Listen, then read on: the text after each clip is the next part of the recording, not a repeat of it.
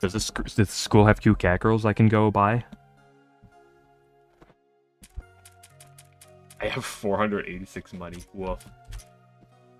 I'll be back. I gotta get a drink of water.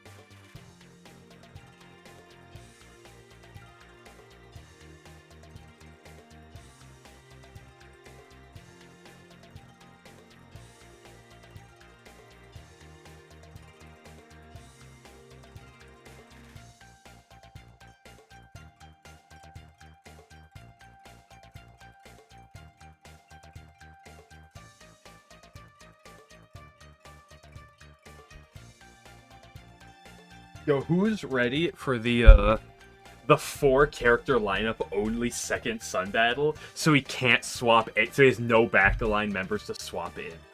The genius.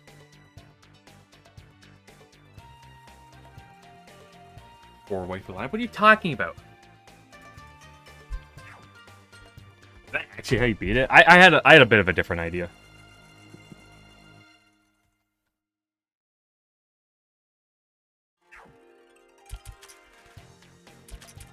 Yo, I made a comment last time.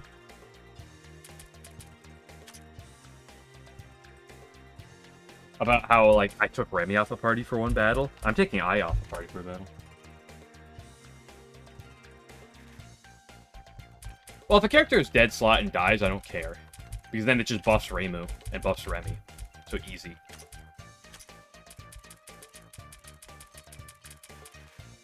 But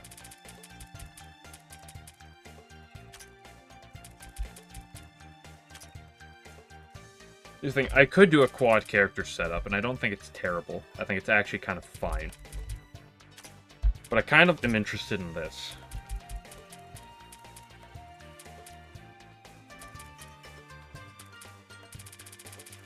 If I had the money to set up Renko, it actually wouldn't be the worst.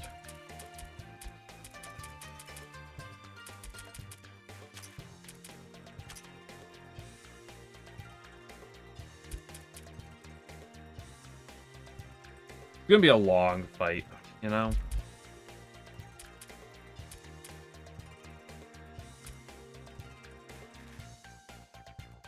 But that is A-okay. Hold on, out of curiosity.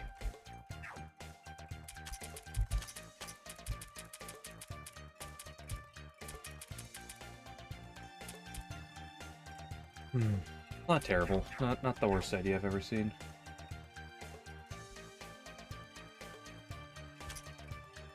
Nah, that's a lot of effort that isn't necessary. Probably. You know, if it becomes more of a problem... Whoop, I just hit my mic, I'm sorry. I'm sorry to all you listeners with headphones or earbuds.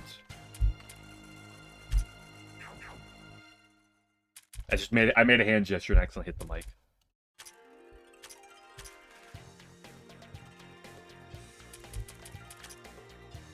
Is there anyone here that I need to give love to? Honestly, Momiji isn't even a bad idea here.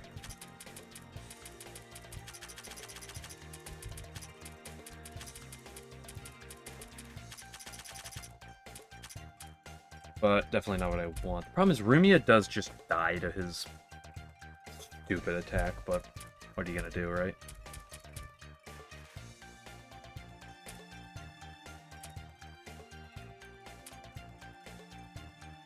Sen's not actually terrible here, but I'd have to put a lot into her.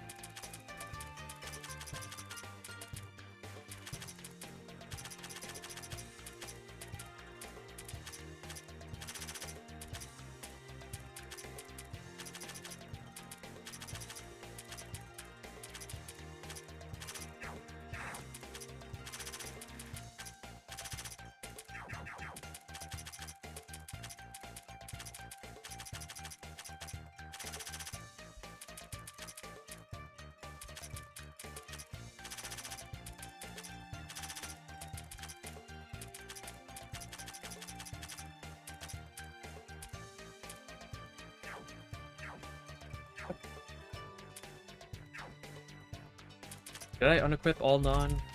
Let's just do that real quick.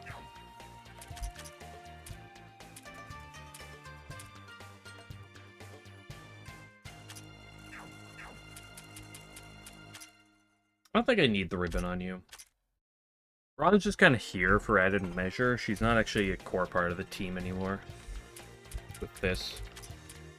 Like, you two are core.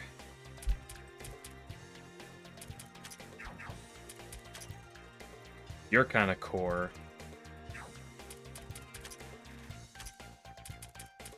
Could give you a ribbon. Maybe I'll just give it to Aaron.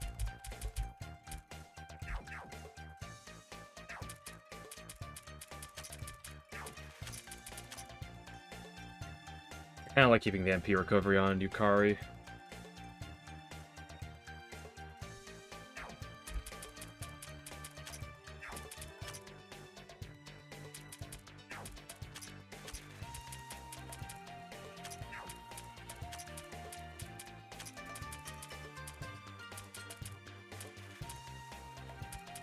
Sure, take some yogurt.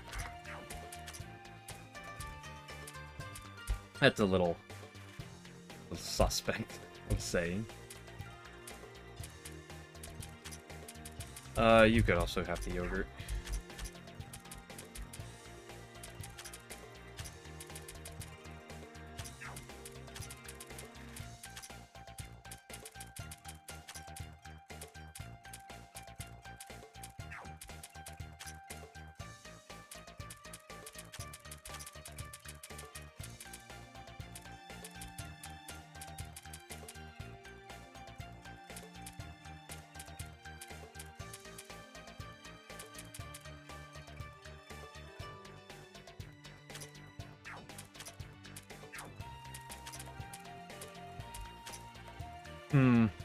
Aaron, the mega sphere, main barrier.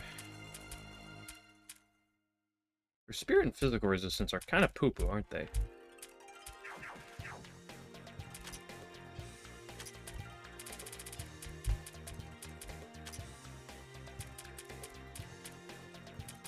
They already are buff.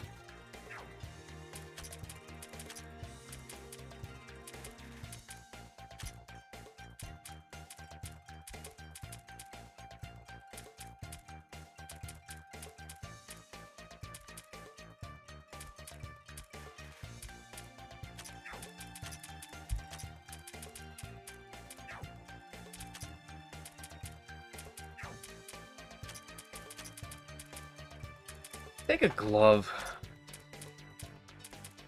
Maybe not.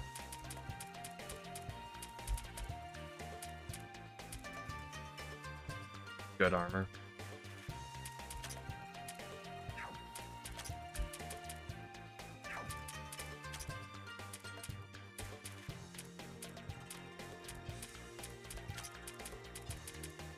You can have a glove.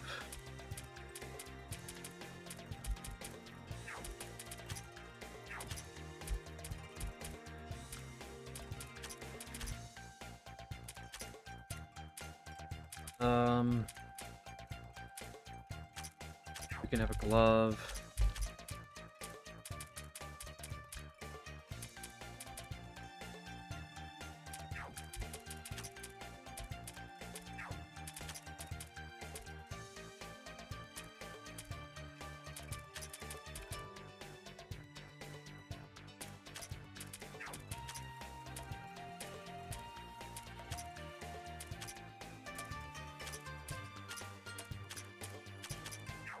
Sure, you can take that.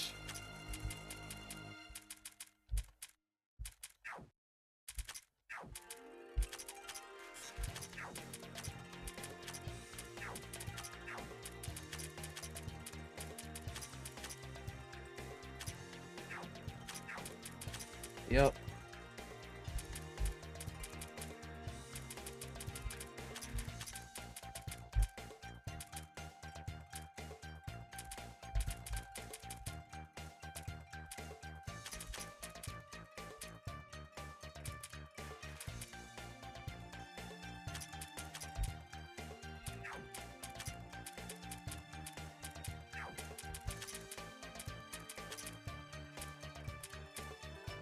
Hmm. Take that.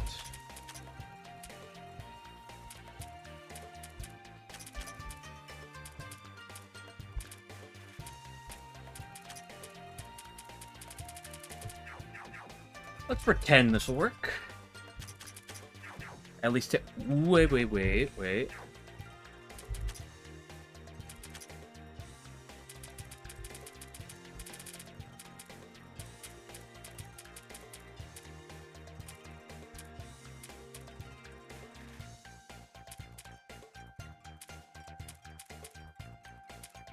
Everyone should already be something they care to.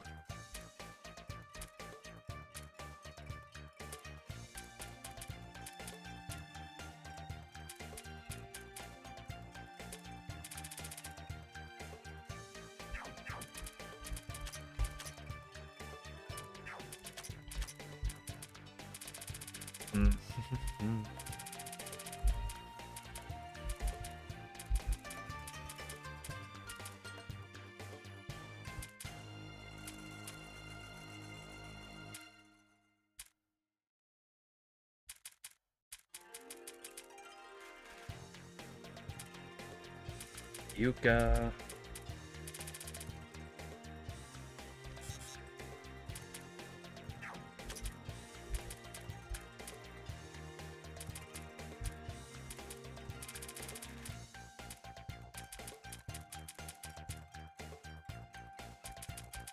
I guess Believers of Morai can actually get value here, right? So maybe I should reset. Go just for this situation that actually happens. You're not Kaneko, you're Kaneko.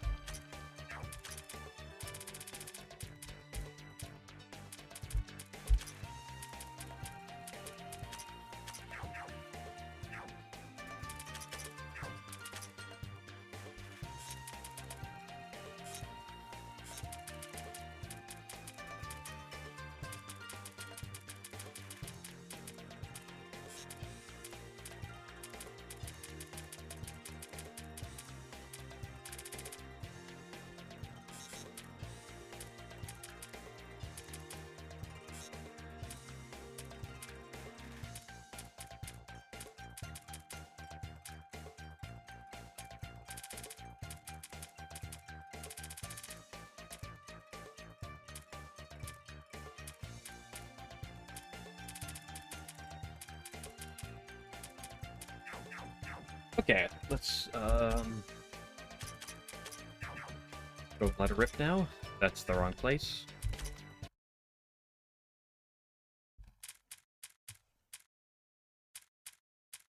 Floor 11 was it?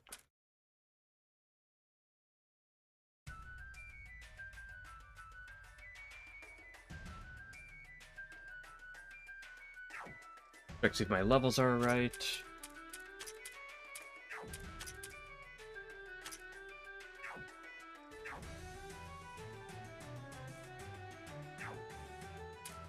We don't need Tenchi in the starting lineup. I think it's fine to have Aaron in the starting lineup. Because Tenchi can one skill get herself up. You'll never see this.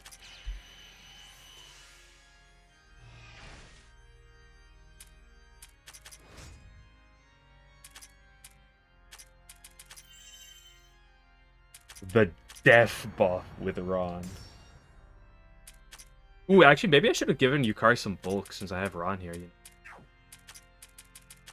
Or you give her some damage.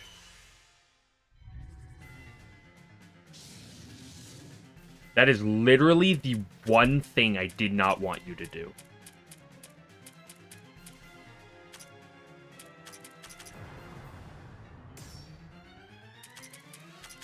Like, time space warp doesn't really matter unless he does that single attack. Like, that is the only attack that matters after that.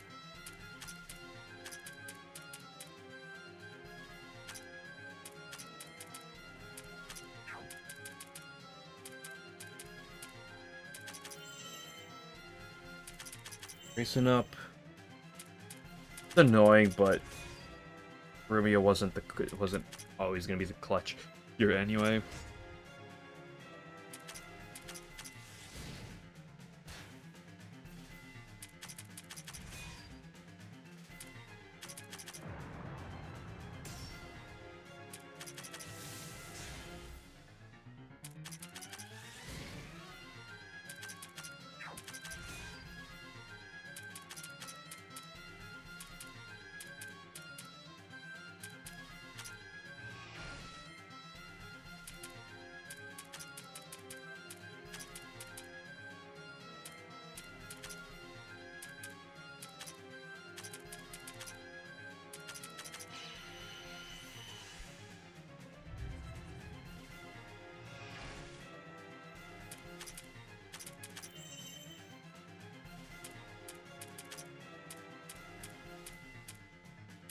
So Kaneko needs the buffs. Kaneko's the only character without the high def buffs.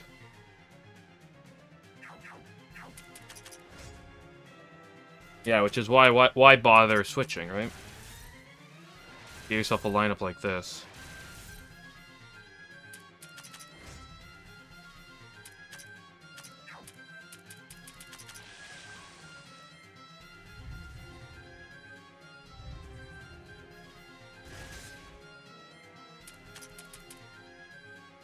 Doesn't heal terror.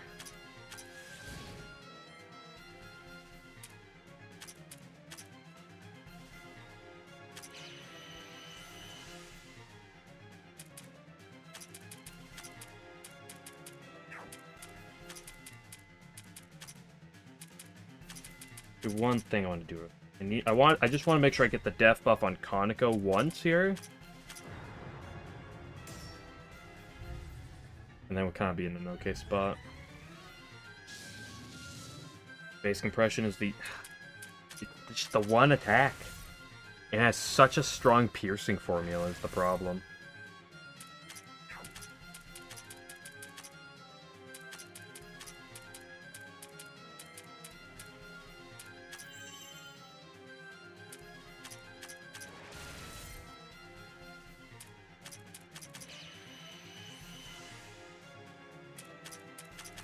Like, it literally only uses 25% of the opponent's defense. Oh, that's that's a spooky thing.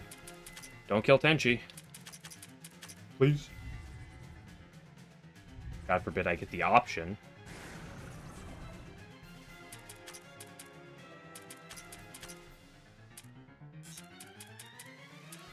Well, Sanai is useless for the rest of the fight.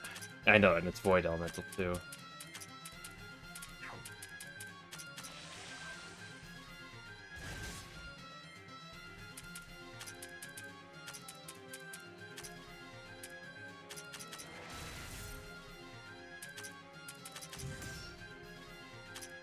Everything but mine, because of course. Awesome. That was a misclick.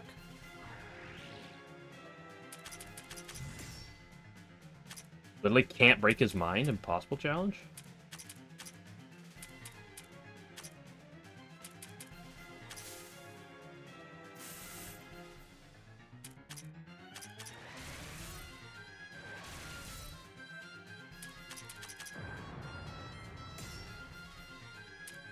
He's gonna ignore that comment.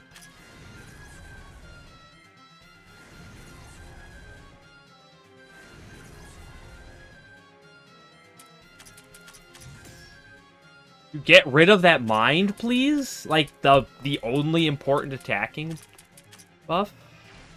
Nice. You lived? Should have had her heal herself.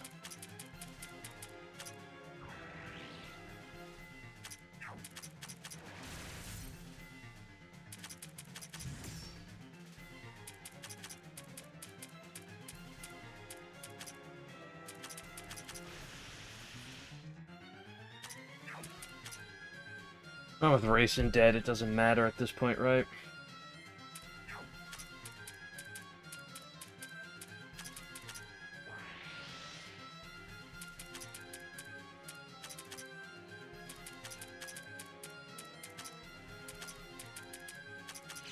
Aaron doesn't have the piercing.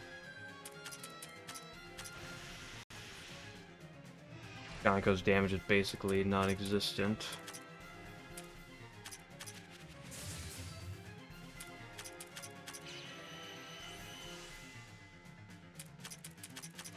The problem is, every single boss in this game just has such high defensive stats that it's just impossible to, like, kill without massive debuffs.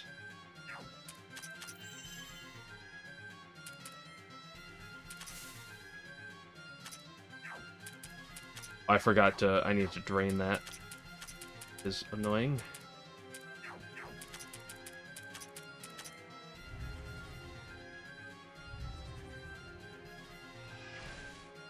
I can't really be spamming debuffs, though, with Hina, right?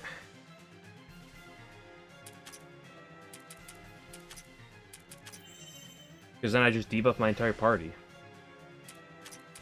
Unless I want to take the gamble with, fire skill, but... Well, is he weak to fire? I don't remember. Get rid of the speed? Never lucky.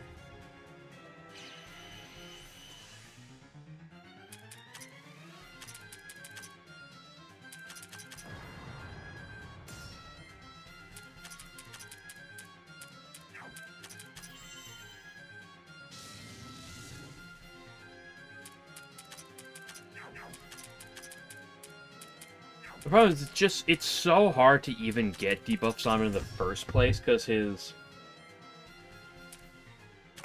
How the hell are you gonna get a one-turn kill on him? No one does the damage, right? Like, he's so bulky.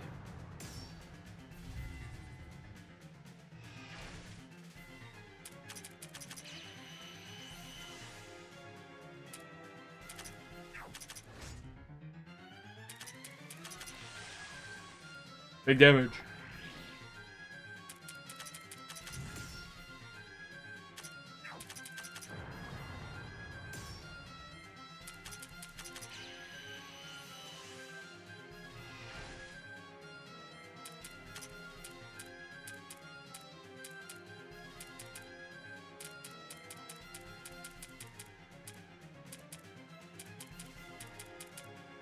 But how the hell is she at max attack? What the what? When did that happen?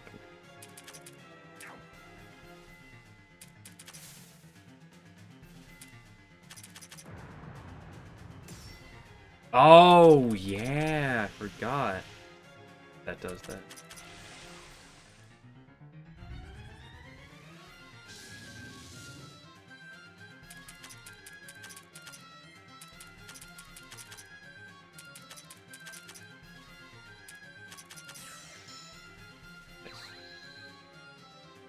I forgot. Trying to die in this fight is impossible.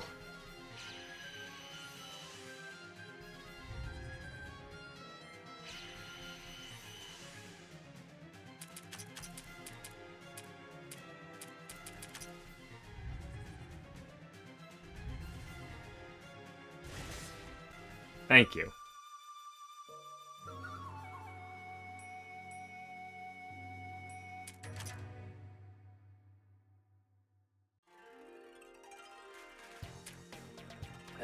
But if I want to use Eco, I have to get so much money. Well, I don't get that much money, right? Her stats at, they're not... I gave her some. Yeah, her stats are fine. I don't need to get more money. Do I just try this? Do I try the 11 special?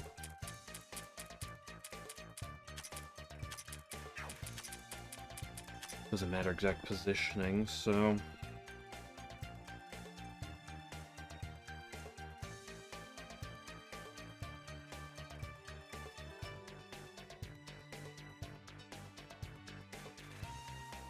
Because who do you bring along?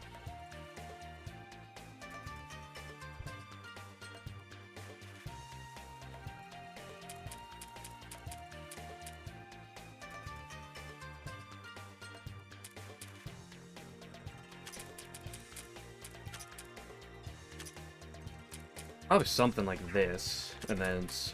Question is who the third. Question is just who do I want for the third? Only it just wasn't for it. Healer racing? What is healer racing on? Well, the problem with racing, she just dies to void compression, right? That's the issue I just ran into.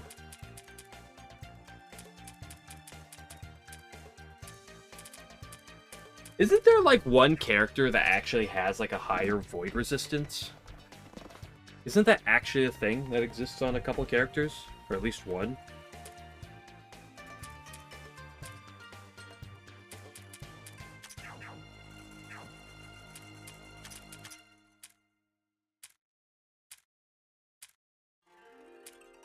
Some plus two. Okay.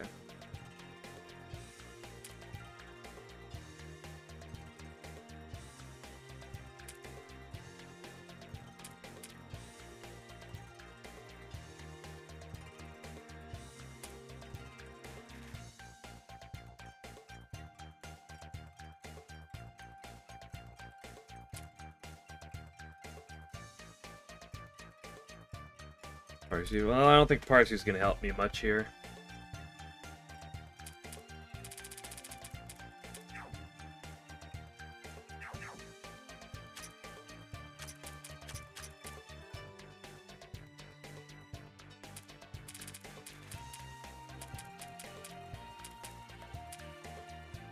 Will I take Aaron in the final spot? Probably not. Is void compression crit? No.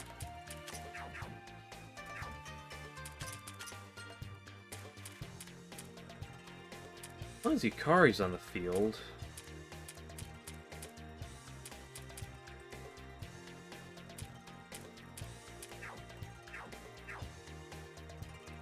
Yeah, I was getting it.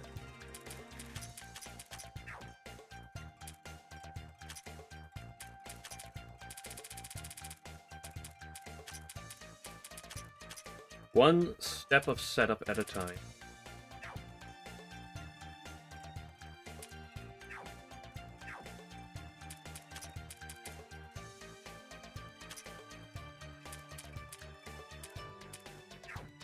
I need to reset Iku, actually.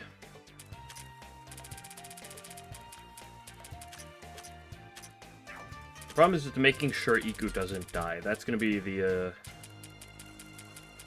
challenge.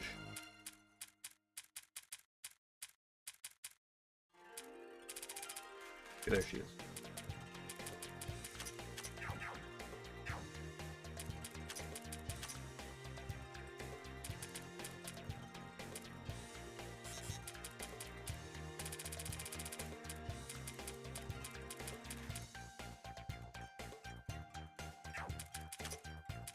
Good start. I don't really need the Bavagra on her because like she's not here for damage, right?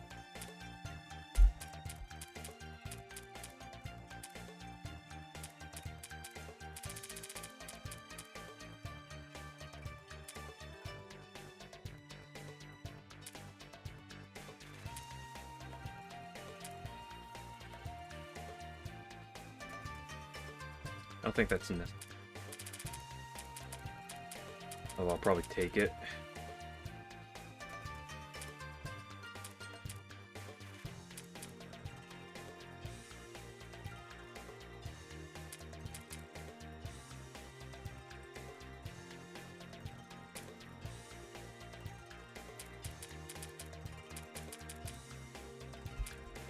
You can buff her on attack and magic with that is nice.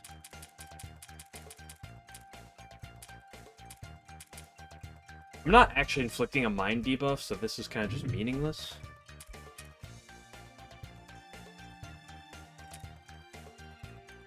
Do you actually inflict pressure? And then we go fish.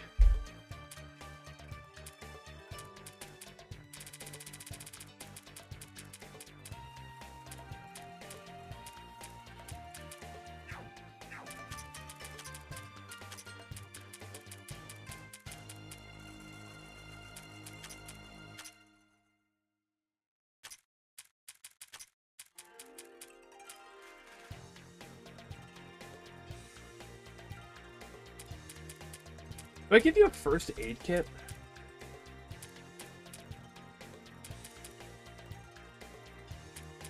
Or do I give her a ribbon? Who do I give a ribbon to?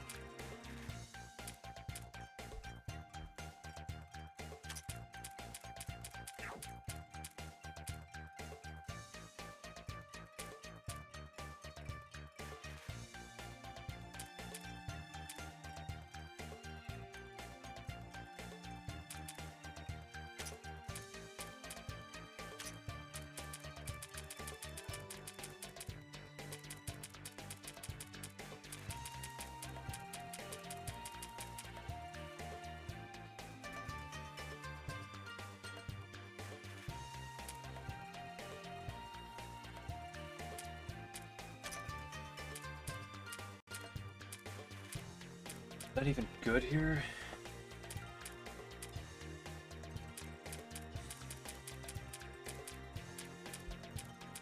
I could lie to myself and pretend it is. It's a lot of magic.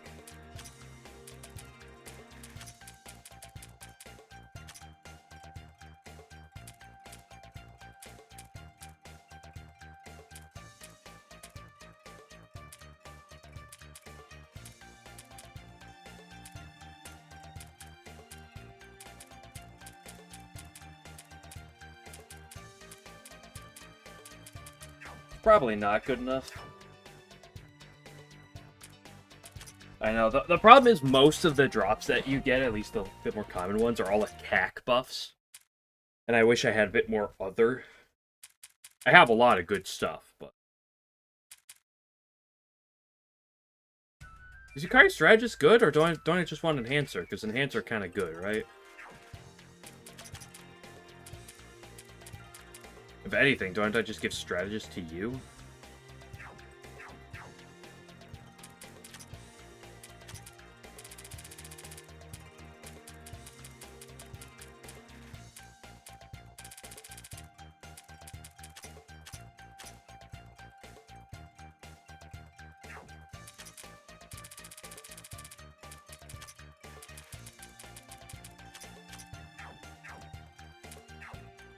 But Tenchi's not really doing that much. She can do that for sure.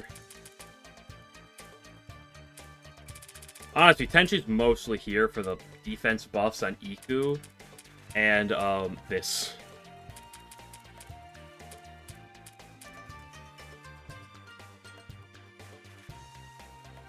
So actually swapping her to the first position is relevant.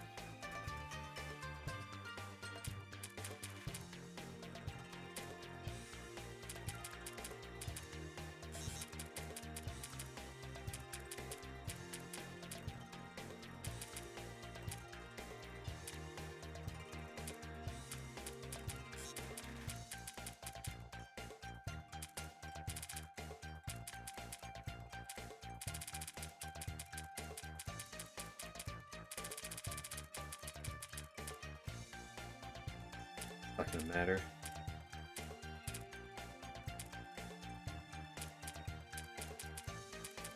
I guess I'd rather... Probably just rather have the attack debuff. Although I don't know how much I want to actually be doing that. Because I kind of want to keep her MP relatively sane, right? Kind of important. Let's just go die so we can learn, right?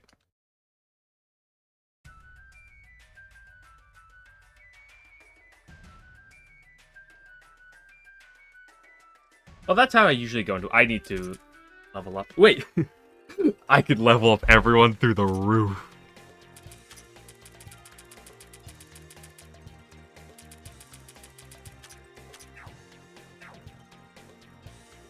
My average level is still only 56? Wait a second. He's cheating. But it's not cheating.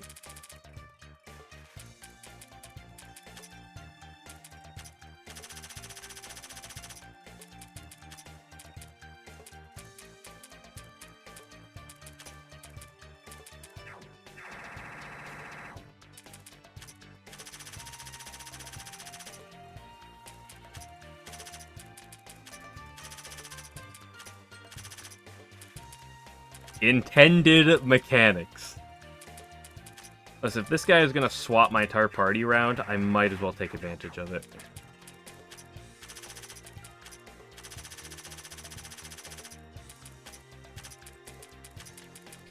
You know, if he's gonna abuse me, I might as well abuse him. And you know what the best part is?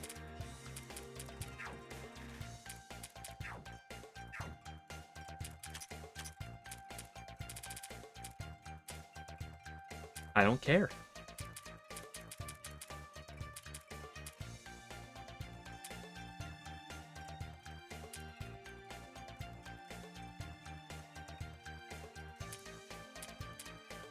Yes and no, because although, yes, that is kind of true, do remember that it's only 50% of the difference, right? So it still helps to do the better one for whenever you're being hit by the better one. Or it still helps with the worst one whenever you're being hit by the worst one. Because plus 20 in your mind is only plus 10 in your defense.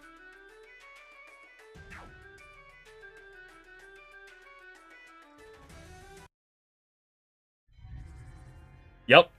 Yep. Start with that, why don't you?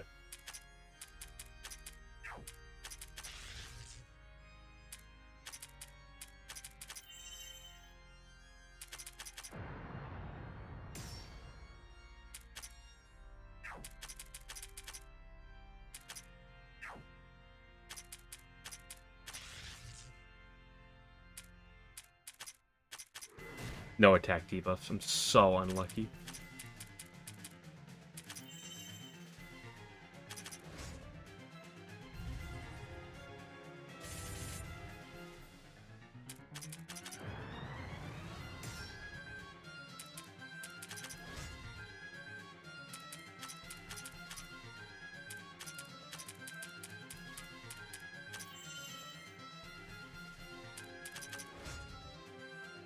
Iku, I can't believe you.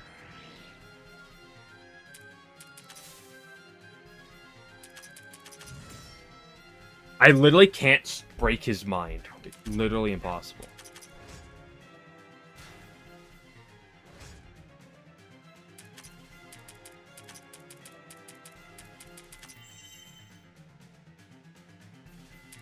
Yeah, but I also don't like Iku. Specifically in Labyrinth. I just don't care for her.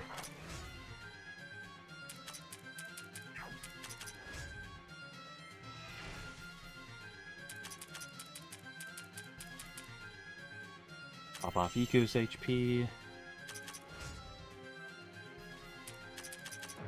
Alright, we got the slow chip damage here. Comes the warping. Comes the warping. Yep, make up your mind. There we go.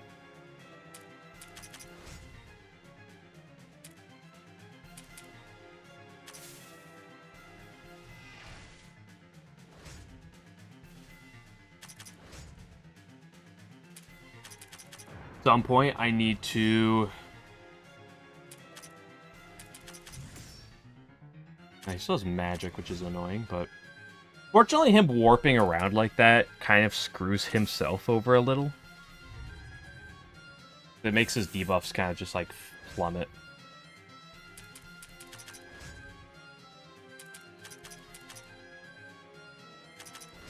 At some point, she's gonna have to recover MP.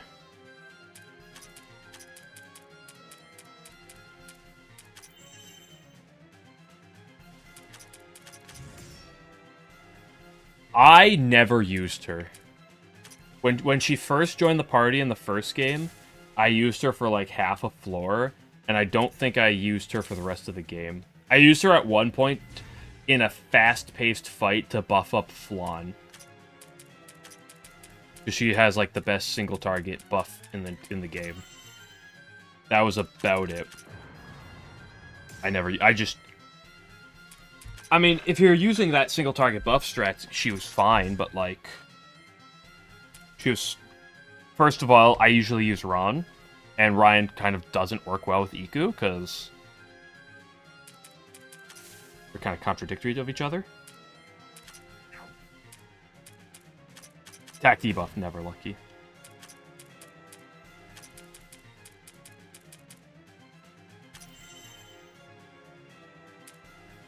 Also, she just didn't do anything, in my opinion.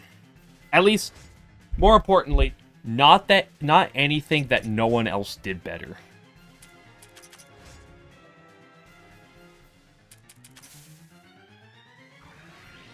Annoying. Whereas I concentrated too with Tenchi. Tenchi's at that awkward HP where I can't overheal her.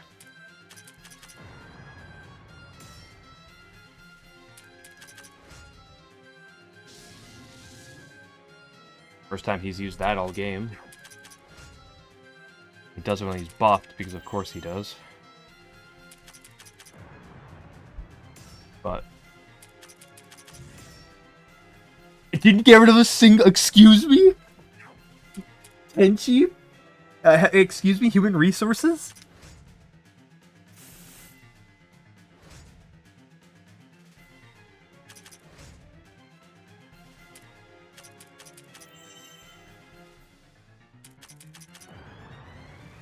My Tenchi is broken. I would like a refund on Tenchi. Thank you. I mean, it still has magic, which is annoying, but yeah, she was really just a buffer, which I mean, she has the best single target like buff in the game for offensive purposes, but I'm always a Ron fan, because like the problem with a lot of buffing is that it's hard to buff characters on the back line, because you swap them in, they just die some of the time. So I was always a big fan of the Ron. Yeah, it lets you get there quickly, and excuse me, I had to turn away for a second there. And in very specific fights, it's a big deal. Like I said, I did use it. I remember in one fight particularly, but my biggest issue with it was just, you know, it did require the paralysis resistance, or at least it wanted good paralysis resistance on the target. And like I said, I'm usually just more of a fan of Ron buffs. So she mostly just sat on the back. I mean, it's not, like I said, it's not like she's bad, it's just I never found myself using her. Nice.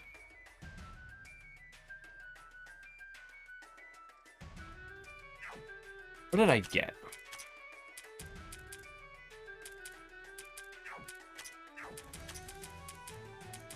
Was it main equipment? Was it sub-equipment of some sort?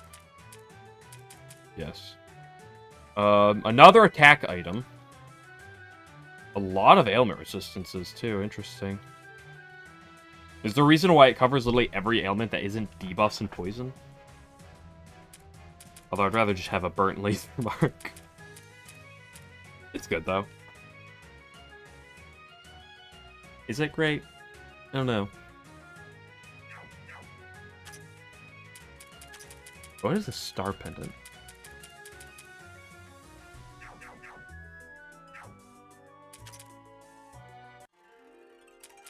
Well, that was a setup. It worked. It was cheese. It was stupid, but it worked, and that's what matters.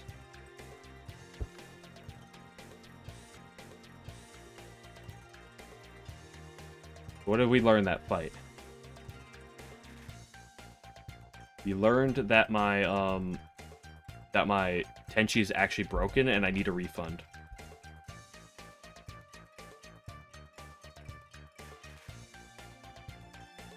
I don't actually have access to the next boss fight, right?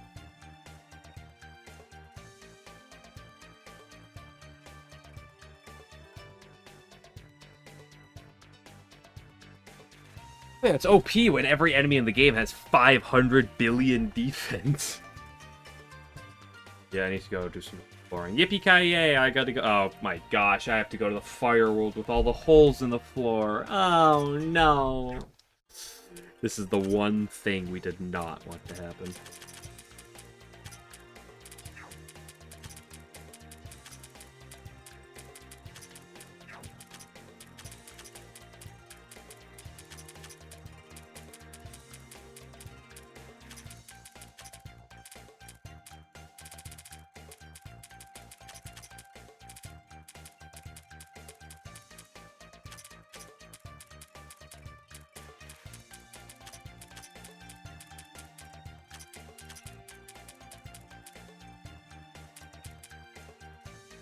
Ba-da-bum.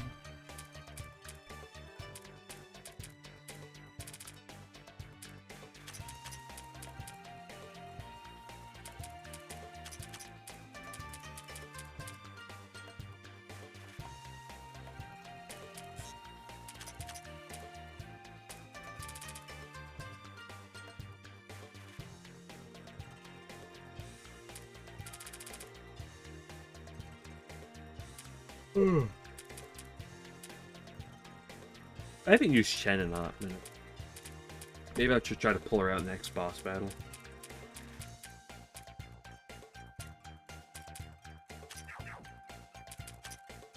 Let's just go level 150 to make...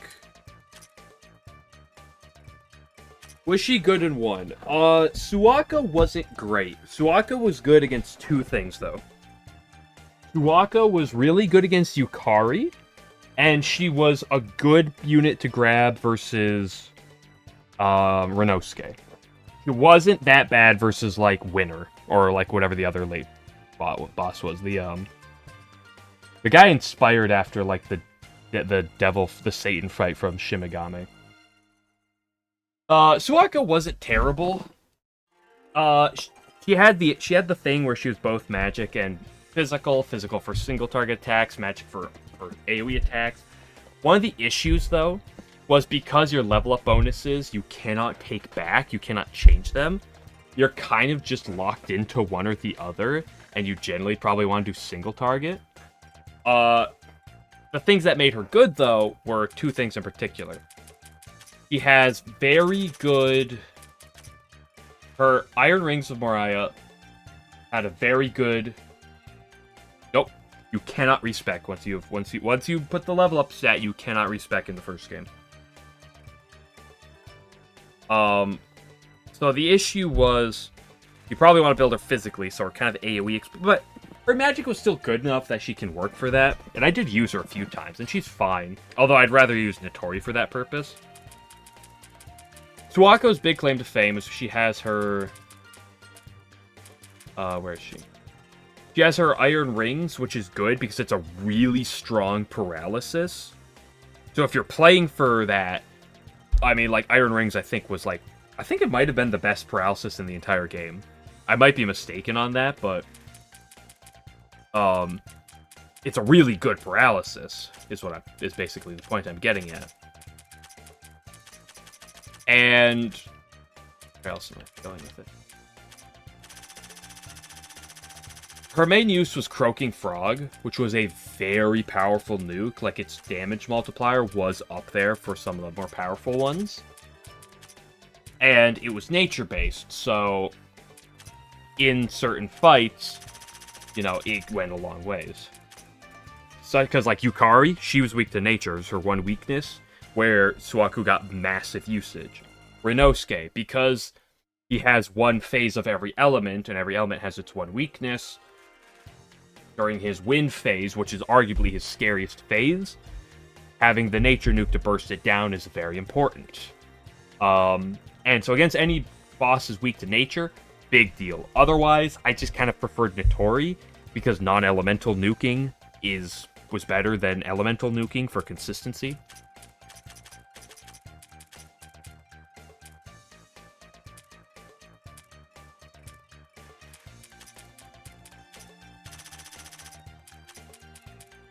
But she was more than usable. She was never, like, a go-to of mine. But I did use her, and she was good when I did.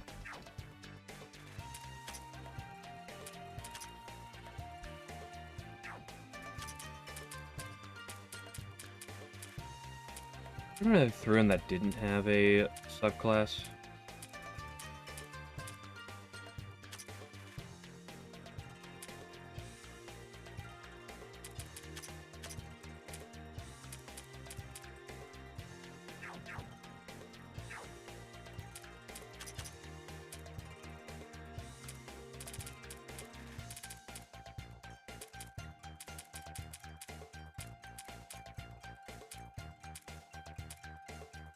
Ah, I should have given her that. Whoops.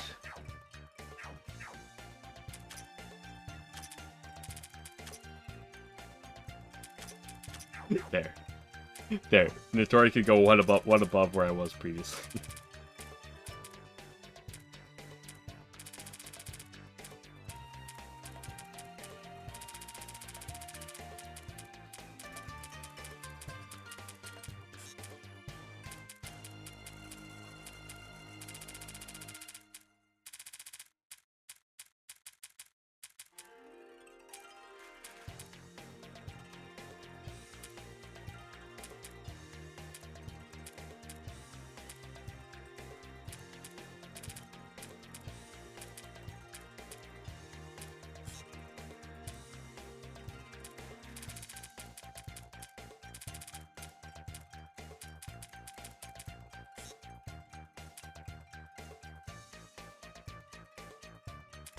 That's an issue. Well, that is a Suwako issue, but that's just an issue with the game as a whole.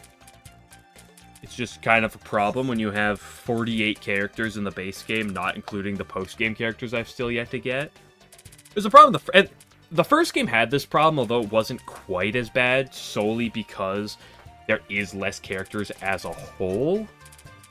I think there was 40 throughout the entire game in the first one, so it's not as bad, but it just, when you have so many characters, the unfortunate reality is some of them are gonna just be better than the others, right?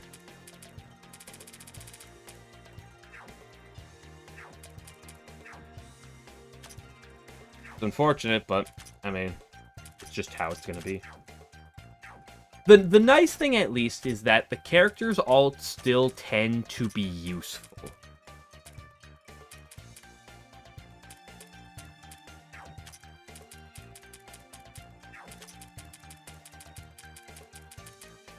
Maybe some more or less than others. I actually want to give you this.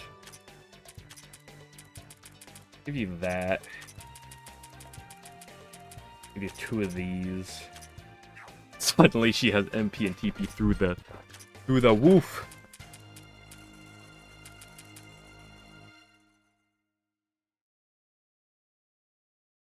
I am not using Kaine ever again.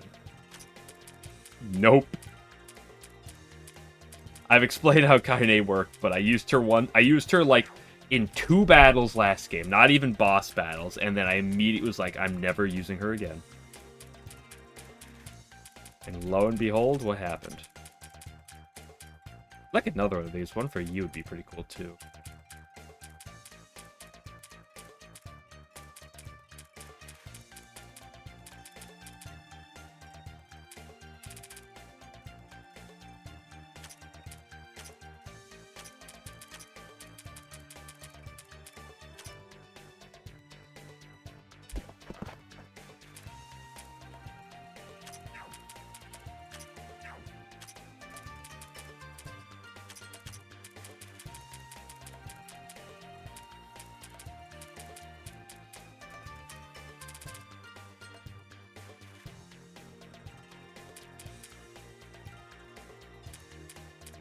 Do you need the magic? No. I'm gonna give it to you.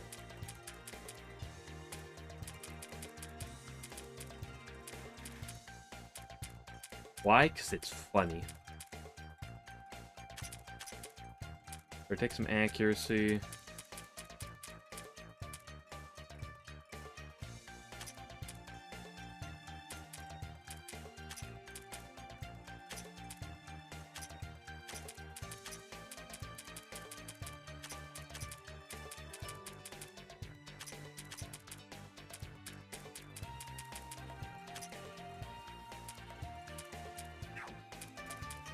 I have so many mages in the party.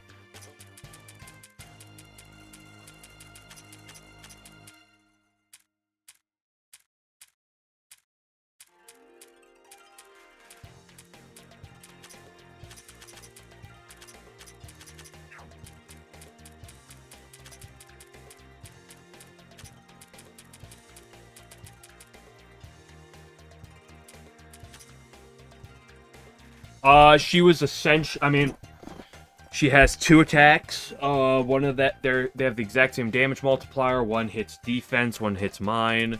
She has 3 AoE buffs, 1 buffs defense, 1 buffs attack, and 1 buffs magic, I think it was. Like 48% buffs to the entire party. Frontline, that is. So yeah, basically.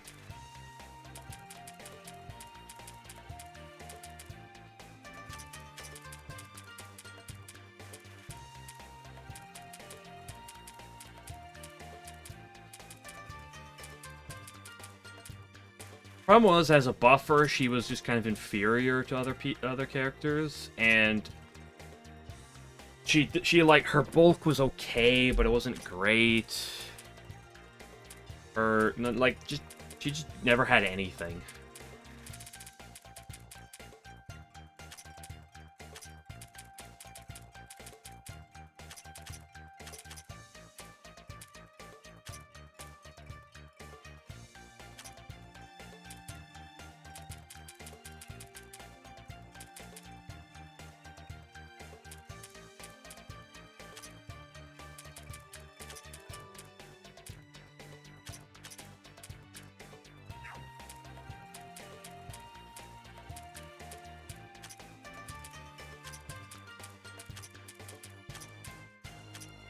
Let's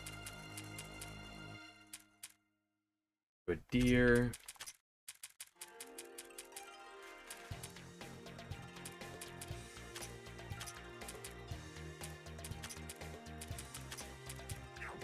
I have another magic attacker? Good grief, I have a lot of these characters.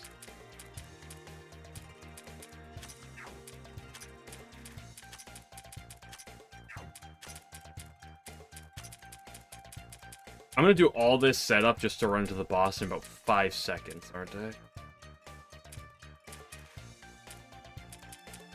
Usually how it tends to go.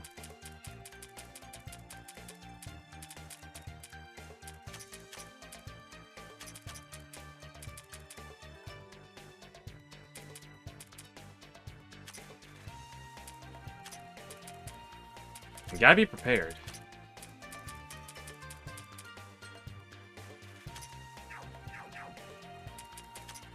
Especially when I'm over level, too.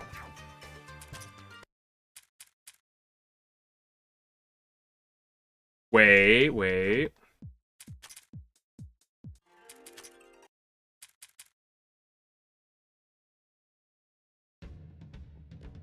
I can go through that rock now.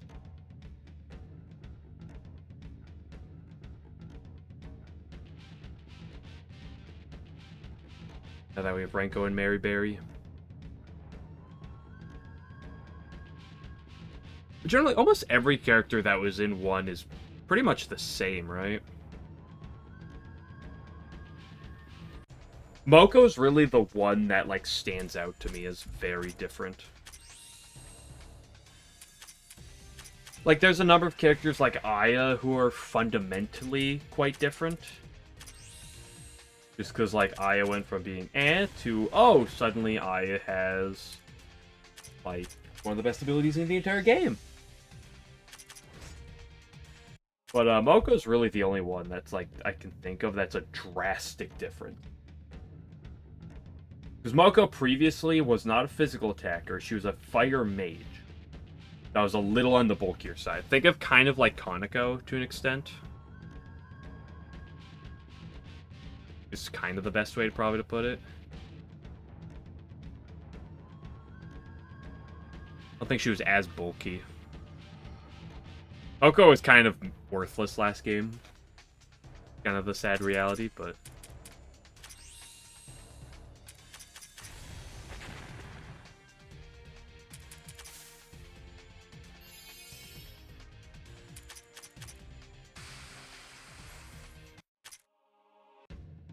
I used her a few times, but she just kind of was usually outshined.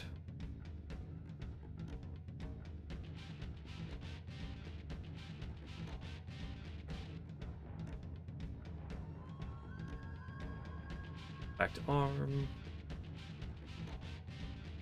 Nope. She was not a tank-esque character, and she was not a physical attacker. So she was fundamentally very different. Like, her gimmick was that she was like a fire mage with a couple debuffs and was, you know, on the bulkier side of mages.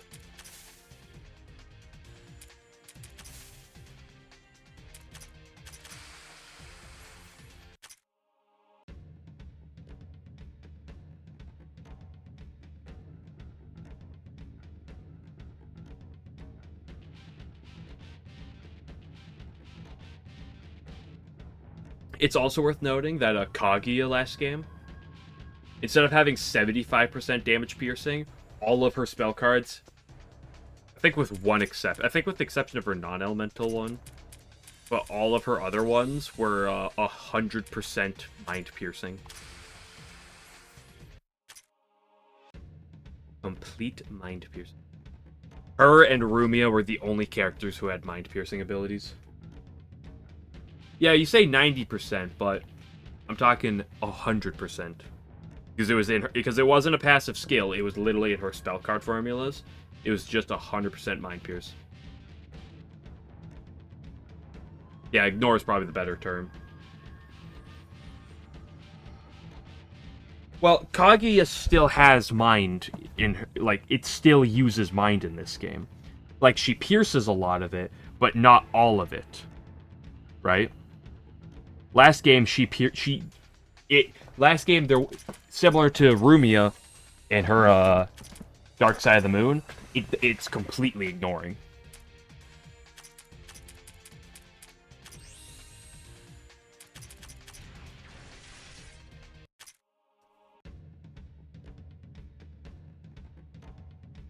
And because there wasn't Aaron and, like, Raisin and some other characters, kind of like Saki as well, with some form of piercing, she was very unique because of that. Because Rumia, Dark Side of the Moon was good for casual exploration against some of the high bulk enemies, like, I think it was like floor 13 or something. I don't know, actually, I forget the floors. There were some floors with, like, the high bulk, low mind. Or the high bulk, low HP setup that she was very good for, but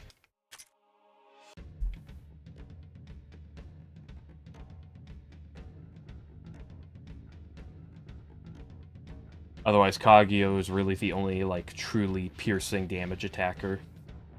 Because Dark Side of the Moon just never was able to keep up. It falls behind in this game compared to damage formulas. In last game, its damage was, like, really fall behind.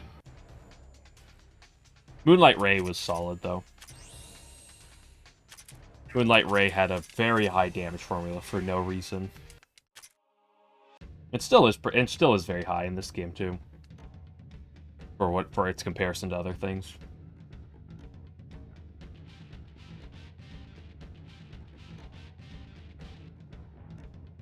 Nitori and Yomu were a bit better last game, I'd say. In the fact that they had that their big nukes were non-elemental, meaning they were very, very consistent.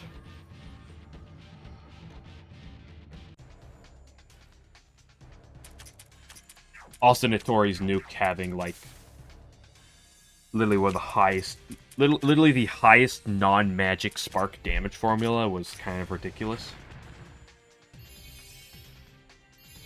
Is she kind of bad? I've never really used her, because I used her a bit last game, and there was a lot of other characters I kind of am more interested to use this game, so I don't know if she's actually was regarded as bad or not.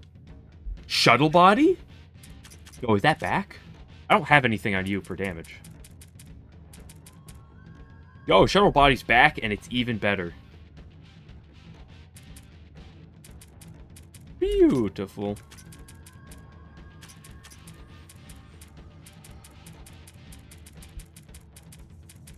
It's actually even better. Yeah, she was really good last game, because her... I specifically only really used her for bosses. I never really used her for casual exploration. But... I mean, when it came down to, like, prime nukers, Patchy, Nitori, and Yomu were, like, literally the queens of consistency because they were non-elemental, very good damage formulas across them all.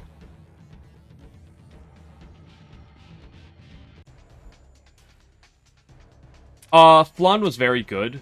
I used Flan a lot, especially in the post game. But I mean, Starbow Break was non-elemental too, so that was very good.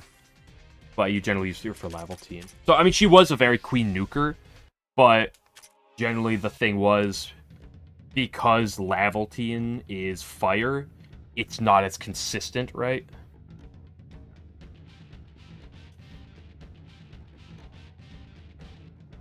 Like, generally, you'd rather hit for neutral damage all the time than weakness some of the time and resistance some of the time.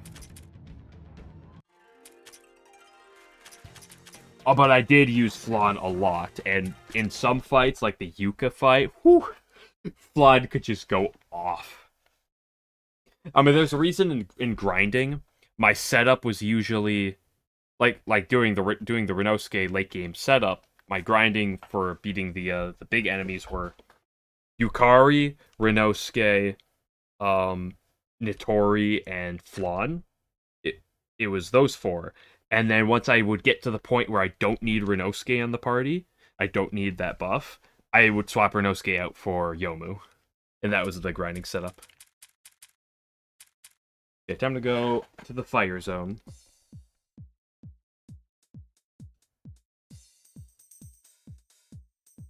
Well, what did I say? I could have walked 5 steps to get to a boss. I'll do this boss tomorrow.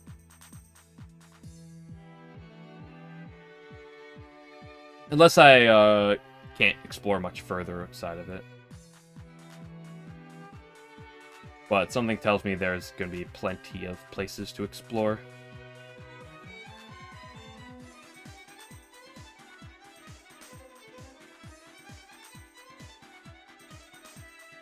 Are you talking about the cookie guy? If you're talking about the cookie guy, I fought him yesterday.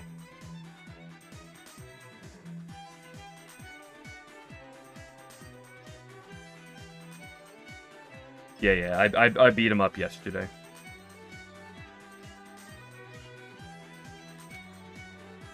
I walked in on him blind, and it was actually a solid fight. Despite things going wrong, so then I just changed my setup a little bit more, walked in on him again, and just beat him. Turns out all you need is Wriggle.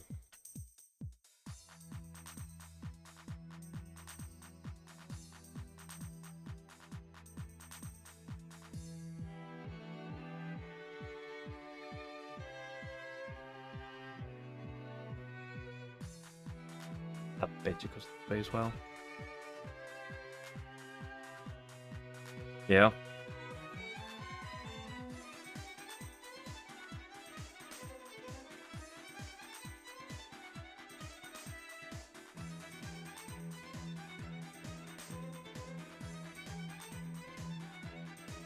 Okay, staircase. Weird. Oh no, I don't want to have to deal with more orbs. No.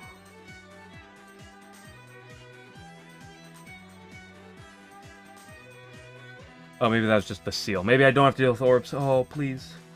Please.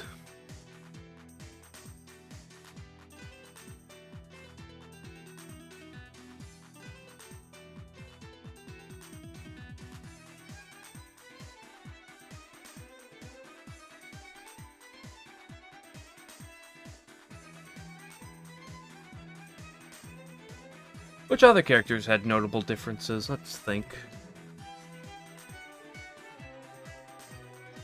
Ranko had Debilitate, which was enemy squad minus 50% to all stats. Now do remember that Ranko did not have maintenance or anything in that game. Her stats were kind of dog shit. But she had Debilitate, which was very interesting.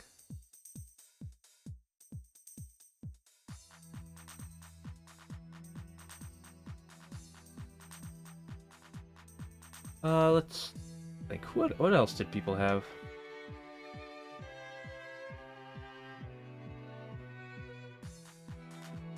I might as well hit this hole while I'm here, right? Item? Megasphere? I already kind of have a lot of those.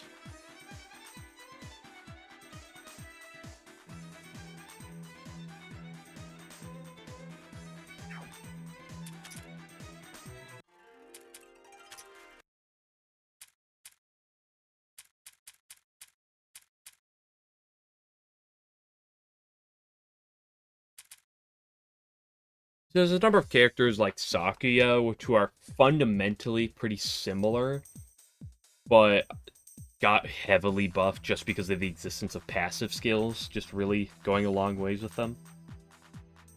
That maybe stat changes, but are still fundamentally the same. I've talked about Aya before.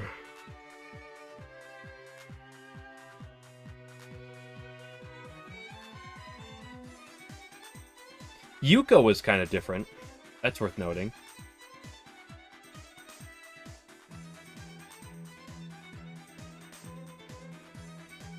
Since Yuka didn't have, since the ability to extend ailments wasn't a thing, she didn't have the gaining stats every turn when you attack things, yada yada. She did have the attack that would heal like a small percentage of max HP to the entire party. She did have that attack. And the most important thing that Yuka had was she had Master Spark as well. Both her and Marissa had a Master Spark. The difference with Yuka's was her Master Spark was a little weaker in the damage formula, although it was still good. It was a little weaker, but it was AoE, which is interesting. It usually just ended up being generally a weaker Magic Spark, but still a Magic Spark I'd bring along.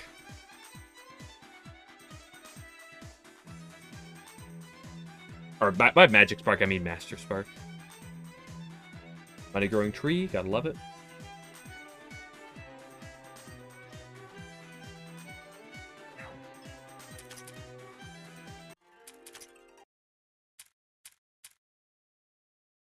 Eiki was pretty similar. Oku was pretty similar.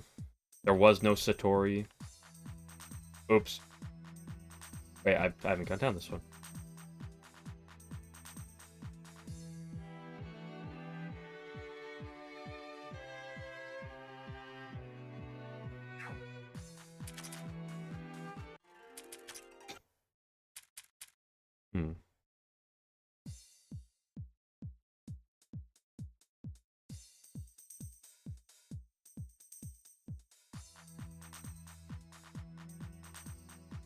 Oku and Orin were in the game.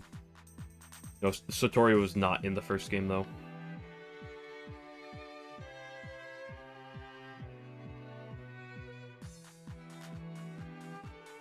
In fact, I think those two are the only subterranean characters that were in. Orin was main story, Oku was post-game only. And oh boy, that Oku fight is something else.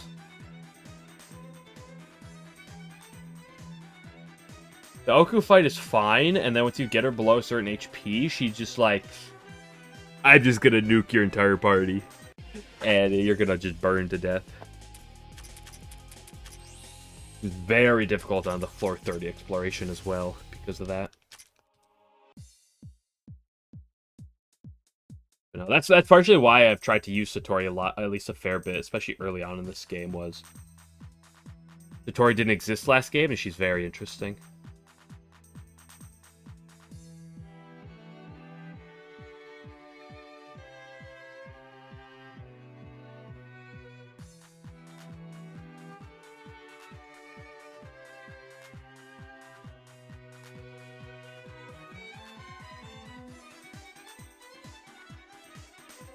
Yeah, no Parsi.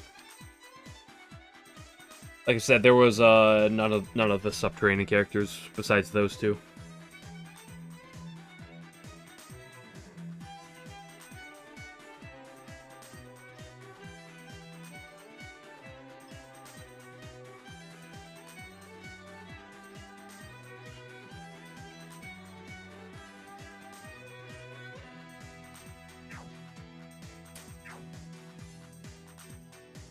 There was also the Manosuke, but I've talked about him and his differences before. Or at least mostly.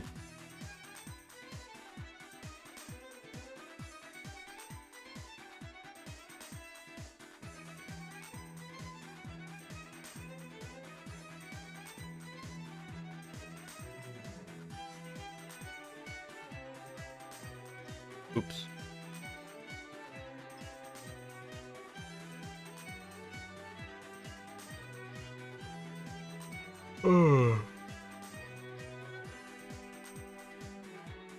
No Momiji last game.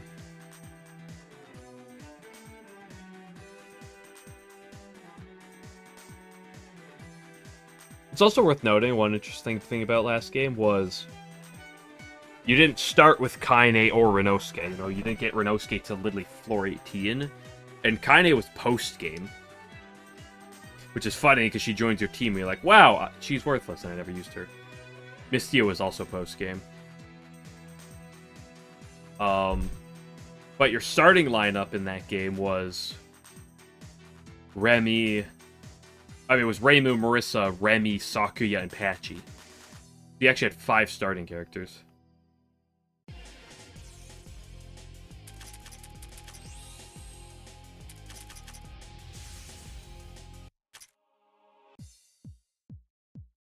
Which is one of the reasons why I talked so much, and why I love to use Remy so much, is just because I had her from the beginning last game, and I just used her all game.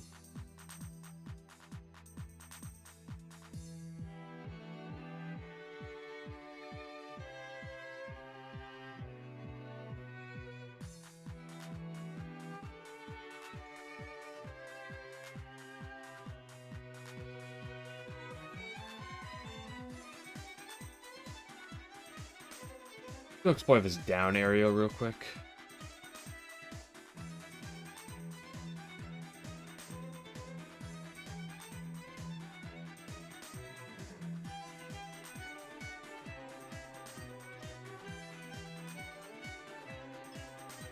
Now we'll go up top.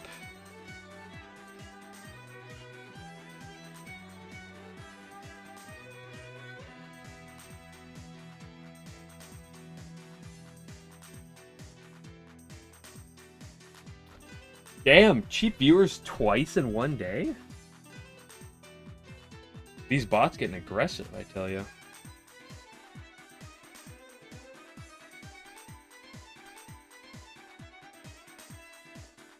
Sometimes I go over a week without seeing a single bot, and sometimes you see multiple in one day. It's weird.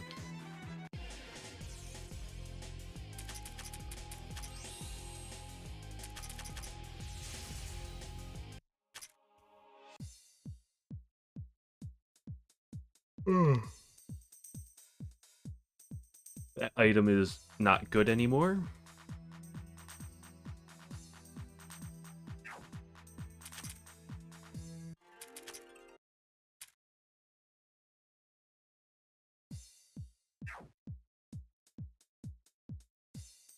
Talk about Racing being different mostly because of her passives, but I've talked about that before.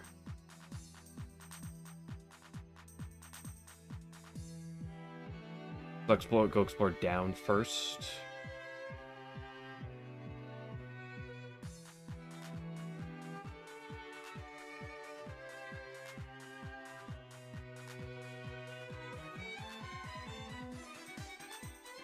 Not bad, not bad.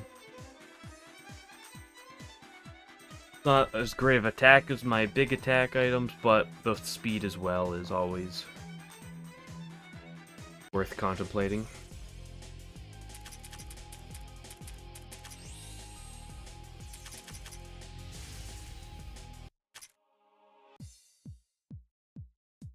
Patchy's just having a field day down here.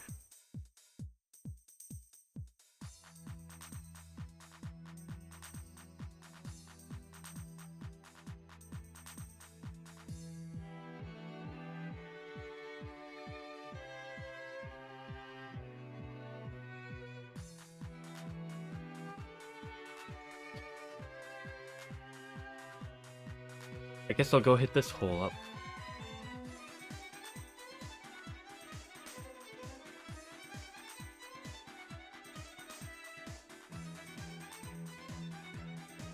Cobra sniper rifle? Pardon?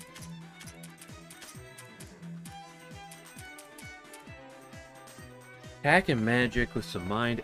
Ooh, a lot of accuracy and some evasion. Interesting.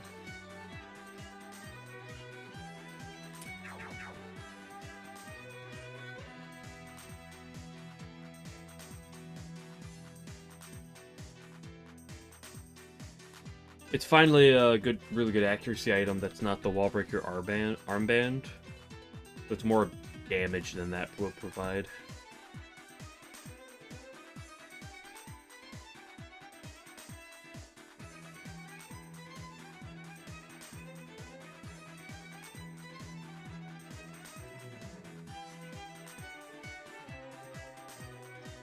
Yeah, that is interesting.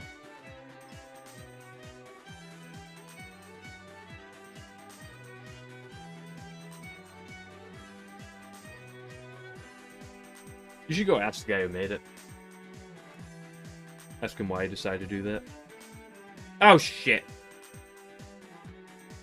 There was a path up there.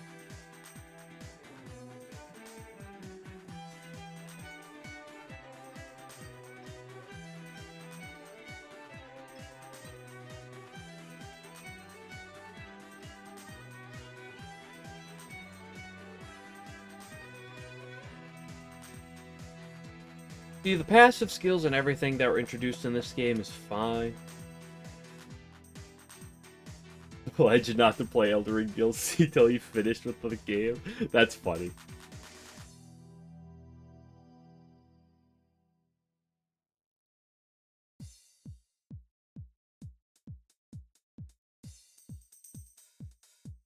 Man of commitment.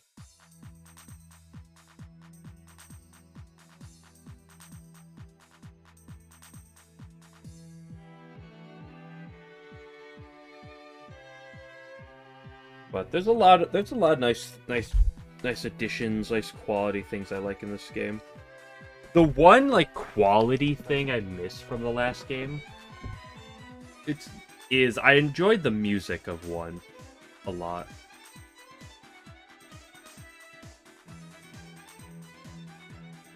I'm not saying I dislike the ones in this game, but I definitely probably prefer the music. That being said, Oh, I should have put the other side first. Now, I will say one thing I am glad for in this game is health bars. Really nice that I can play a game with health bars again.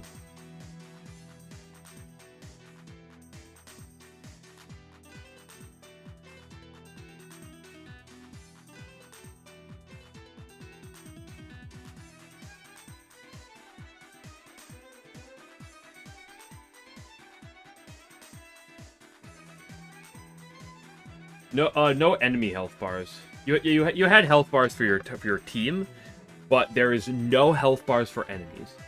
You can see their action bar. Their action bar is not displayed by a number, however, it is just a bar. So you start so you have to learn that, but so you compare. But the action bar is pretty easy. But yeah, there's no health bars in the entire game, at least for enemies. Like I said, you and your characters do, but it makes poison really interesting because speaking of Calamity, I've actually been playing that once in a blue moon occasionally with a friend of mine. Calamity is very addicting. We've been playing it a bit, and we don't have time to play much, but it's very addicting. So he's never gonna finish tries. What I'm getting after. But yeah, there was no enemy health bar. So poison damage, by the way, impossible to actually figure out how much damage it is until the battle's over. You have to count damage in that game, which is actually kind of fun in some fights. It's like the Yukari fight. When she hits certain HP thresholds, she will do Digit Storm, which is the drain MP of the entire party. So you'd have to count your damage dealt to know how close you are to her triggering her next phase.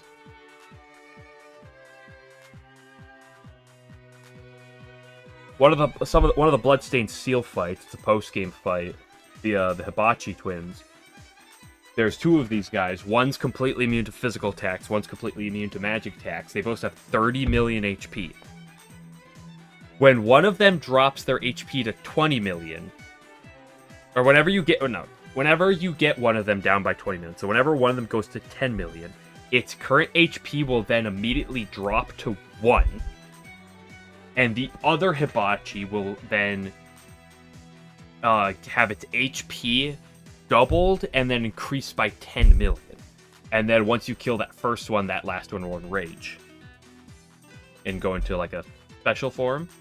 So it's very important that you track damage the entire time to know how, to know exactly how close, because you want to get them as close to 10 million each without going over.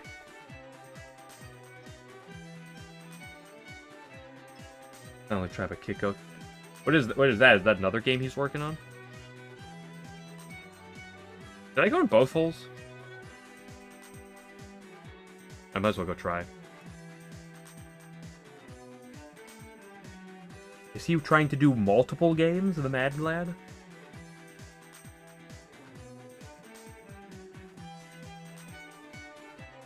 Ooh, is that a game he's working with other people? Is he still doing Try by himself? Ooh, an Astral Dominate, that's good.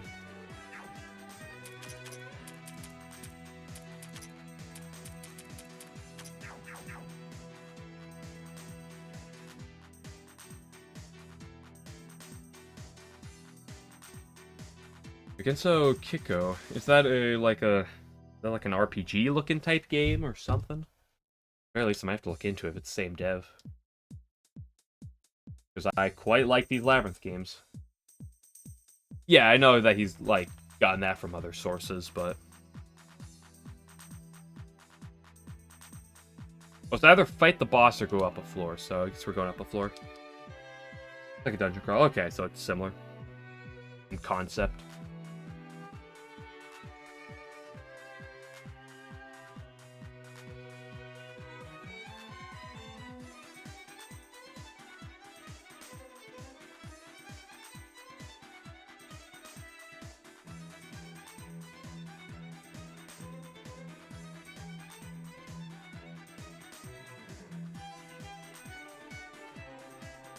There is so much floor to explore.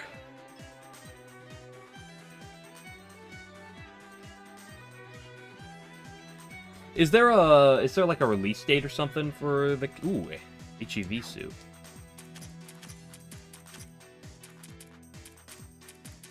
Is there that's really solid. Is there like a release date for this Kiko game? Genso Kiko. I'm gonna say it's Kiko until you tell me it's pronounced otherwise, but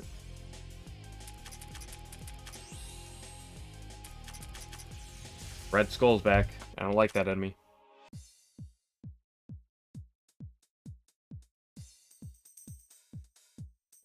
Allegedly 2024. Okay.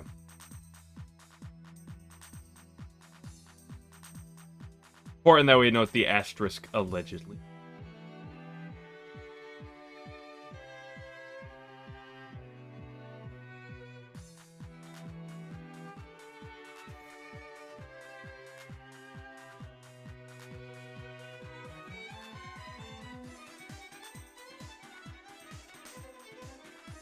You know, while I'm on the topic, is there any other... What other, like, very good quality Touhou fan games? Specifically, like, the JRPG element.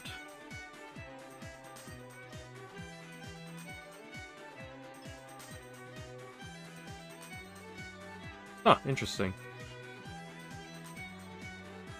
But I assume, based on the fact that it's allegedly 2024... there's been more, like, information about the game than just it being announced.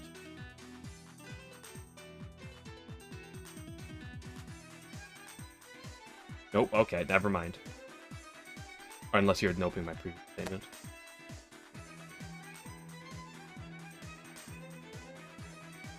Yeah, because, like, when it comes down to the other element of Touhou fan games, because I've got...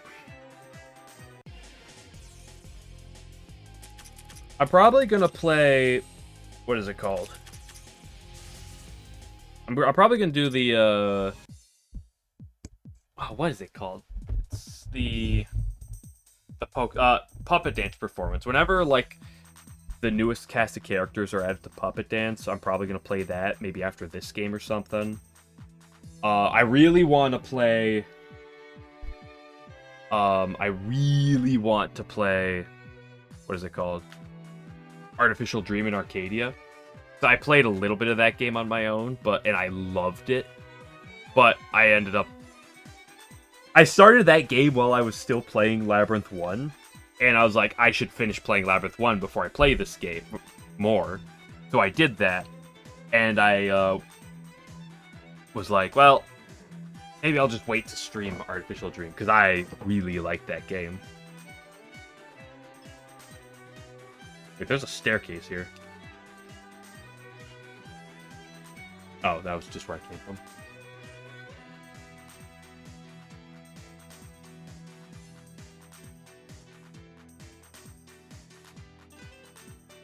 Well, at least there's, like, updates that it's being, like, progressed, right?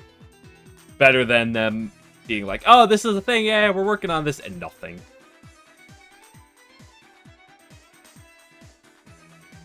Otherwise, in terms of that, like, the JRPG style element, I mean, I know there's a lot of interesting games I'll touch for sure.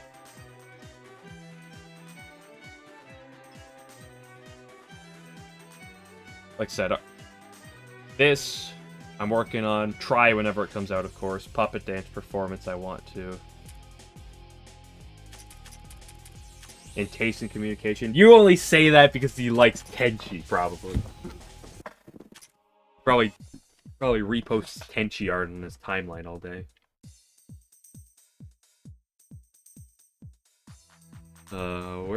Where's my Koishi? Where's my Koishi in Lost Branch?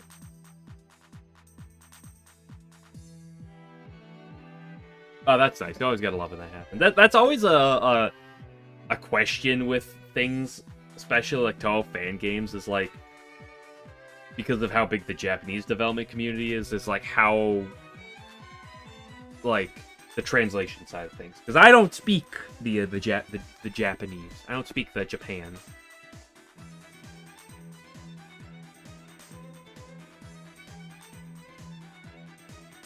Oh, interesting. Well, at the very least, if it comes out and I don't hear about it, someone should tell me, and I'll think about playing it.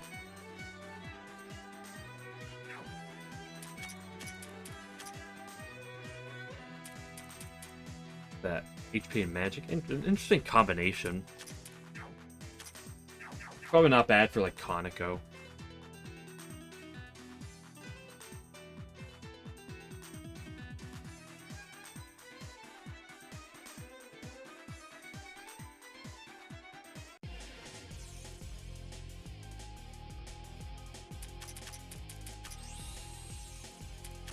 Yeah, I don't hear it too much. I mean, literally the way I found out about it, the only reason I actually even got into this was because I normally don't listen to suggestions from people.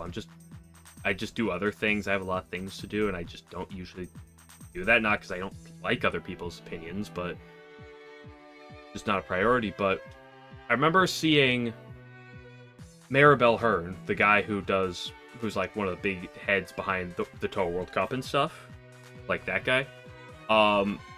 He literally posted something talking about how much he loved Labyrinth of Touhou, specifically the first game, but he talked about how much he loved Labyrinth of Touhou, and how that is one of the big reasons why he likes Maribel and has adopted the Maribel name.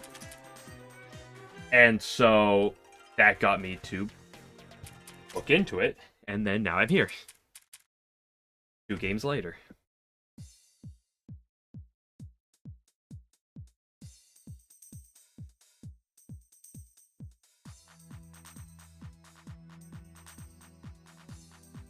But it's not something you see a lot.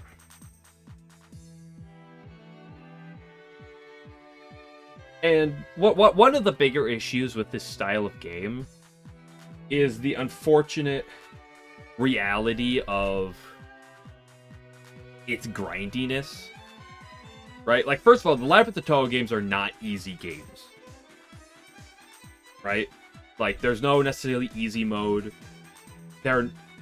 You can play them fairly well, but, like, unless you're really over-leveling, they're not easy games, and they can be very grindy. One of the reasons I love this game is because I'm a big turn-based JRPG fan, and this is, like, some of my favorite, like, almost higher-level gameplay. And the boss department and stuff. Like, I love the stratting and stuff.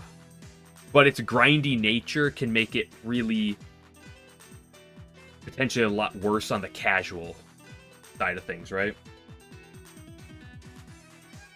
I don't know much about its release schedule, but if Fabulous says so, then I will believe that for sure.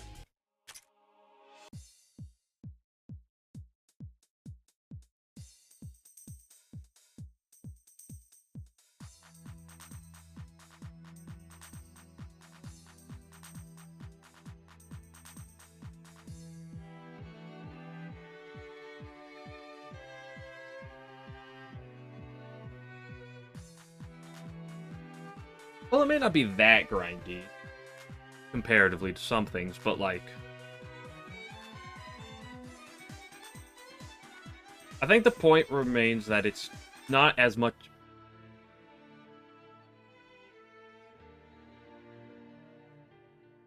There's another boss up there.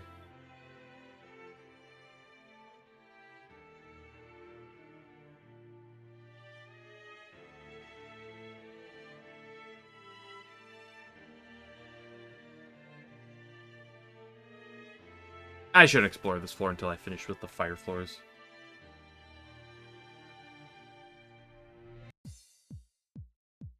But I've viewed this game and at least the first one specifically a lot of like it's a lot more for the dedicated like turn-based JRPG dungeon crawler style fan.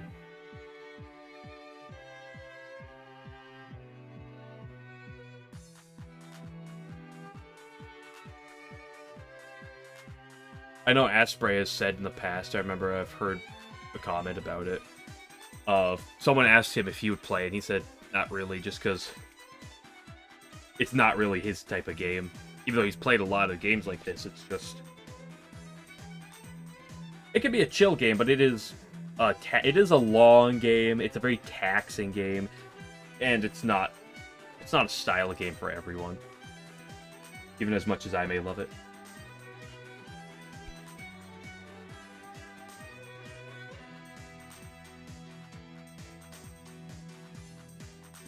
Yeah, it's probably not inherently the best content.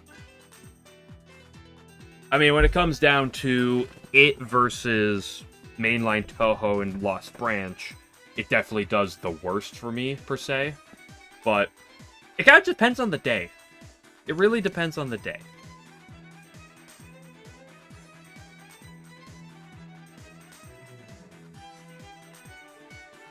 It never really does better than mainline Touhou, but it does often do about on par. At least some of the time. Lost Branch is very good for numbers though, but I'm not sitting here trying to milk the numbers. If I was, I probably wouldn't be playing Touhou on stream. I wouldn't be grinding Lunatic 1cc's, you know, if I was here for the numbers.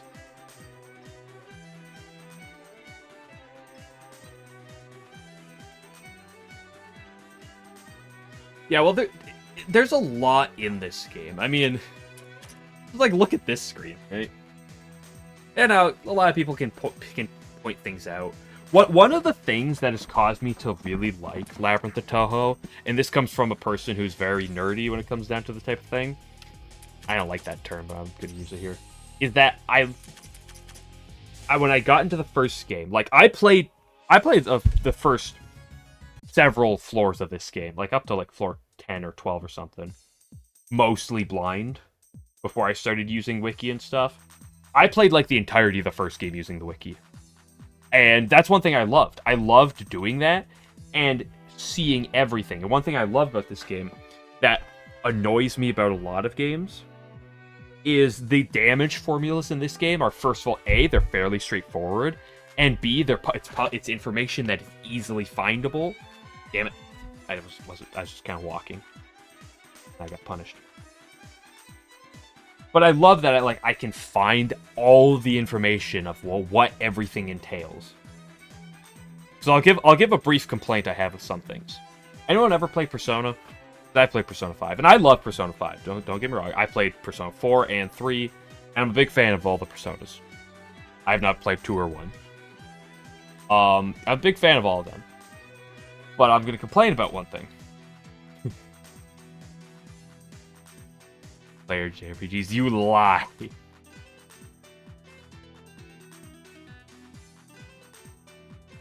But one of my biggest issues with Persona, per se, is that I think it's good casually, specifically, maybe because of this, but there is no public information in this game. In Persona. When I do an attack and it deals numbers, I have no clue why. Right? You can get some idea, oh, this hit for weakness, oh, this character has higher magic, oh, this does this. This is a light attack, this is a heavy attack, da-da-da-da-da. But one of my biggest annoyances with that game was like, okay, or with those games, plural. When I see a piece of equipment that says, oh, +2 strength. What does that mean? Are there wikis for that? There are wikis, but the problem is, like, this data, this information, all this numbering calcs, is not nearly as, like, out there as something like this. Like, the way it works, because, like, I know, I almost wish that was the case, because I'm like, I love sitting down here and seeing all the stats and seeing all the numbers, which is why I love the wiki for these games and just browsing it. Just, like, simply sitting there browsing it all is fun sometimes. But, like, in Persona, I'm like, okay, some attacks turn out to have different damage multipliers, because, like, oh, this attack deals medium damage, this attack deals heavy damage. But turns out there are some attacks that say deal heavy damage that actually deal more damage than, like, other attacks that say heavy damage. Because they have different base multipliers, but the game's not going to tell you that. That's what annoys me. It's like, there's, like, oh, I want to give my character +2 magic. Well, what does that do? Like, in this game, I can know. Like, okay, Dark Side of the Moon deals double my magic.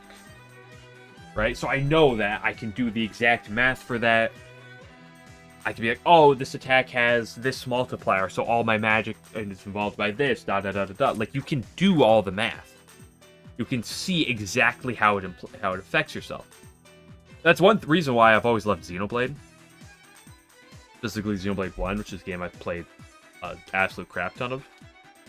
But it has the same thing, like, all this information of how the damage formulas and everything work.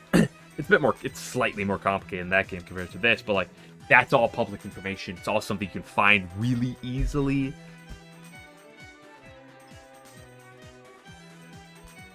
So I guess I'm just either exploring the floor 16, or I'm fighting bosses. I really don't feel like fighting bosses right now because it's already 11 o'clock.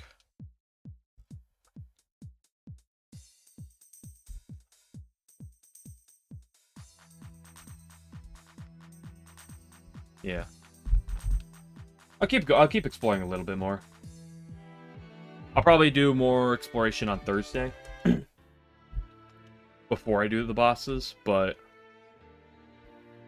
I don't want to stay up too much longer, but I'll keep exploring a bit more. Is this the last extra floor? Out of curiosity?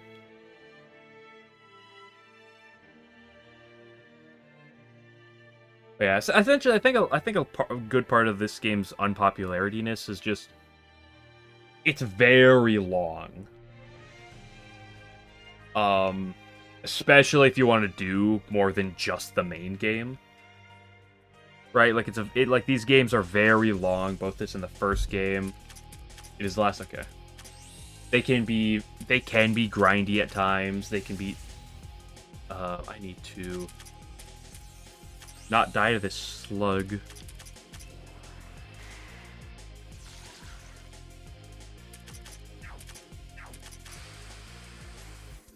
It's just not for everyone. And that's fine. But I gotta get a list of games I'm gonna be playing, because I love Lost Branch with a passion. Like, I'm a massive roguelike fan. Like, Binding of Isaac is, I think, top 3 most played games of all time for me. And Risk of Rain 2 is top 10. I probably maybe close to top 5. It's a Wonder. I heard there's a new one coming out. Or that came out recently too. I also heard that for Genso Wanderer, that there was a updated version that like patched stuff out. Speaking of Genso Wanderer, even if you said that was very boring, that is a game I do intend on playing at some point. I actually have it for the Switch. I went to play it a while ago, several years ago, but I knew nothing of Touhou characters then. Pretty bad. Shame. But at the very least, I know a little bit about the first one. I'm interested to touch it at some point.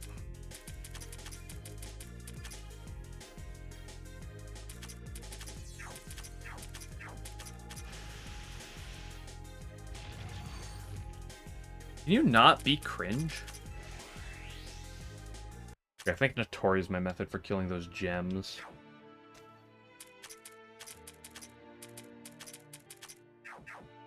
But that was one that I'm interested to check out at some point. There's a lot of really random ones. Just random fan games that are interesting looking, at least. Both on the JRPG standpoint and the turn-based strategies type thing. What is GOS and DOD? I do not recognize those names off the top of my head. Fantasy Maiden Wars is one that I am interested to look at some point. The problem is with these games is there's a lot. You know, it's the better problem to have than to not have them, but there's a lot of Touhou fan games. There's an awful lot of them.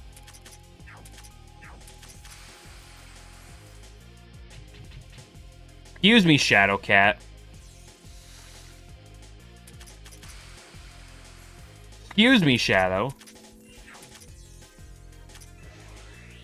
Okay, Devil of Decline, I recognize, and that's another one that looks interesting to me. I'm going to die. I do not know the genius of Death-A-Rose, or whatever that is. I do not recognize that one. But Devil of Decline, I do recognize. As another one that is on my list of... Because the other problem is, there's a lot of these JRPGs I want to play, but there's a lot of non-JRPGs I want to play. At some point, I definitely want to play Mystia's Izakaya, for sure. The predecessor deity, okay.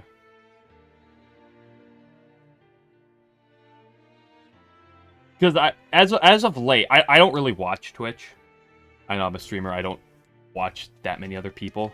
I hop around occasionally when I have the time, but I don't have the time too much. But there's a few people I try to... basically all Touhou people I try to support whenever I can. But I've noticed that I've seen, as of late, when I glance around, I've seen a lot of Devil of Decline, so that's what got me to look into it. And I was like, oh, that looks interesting. That's another one I put on the list. The massive list. At some point, I almost want to play Touhou Soccer on stream. That being said, I've played a large part of that game by myself, so I don't know how interesting that would be. But I haven't played all of it, and that game is so much fun.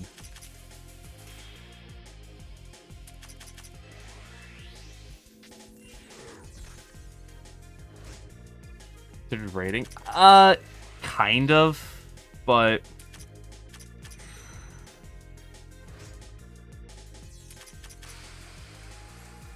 Let me do something real quick.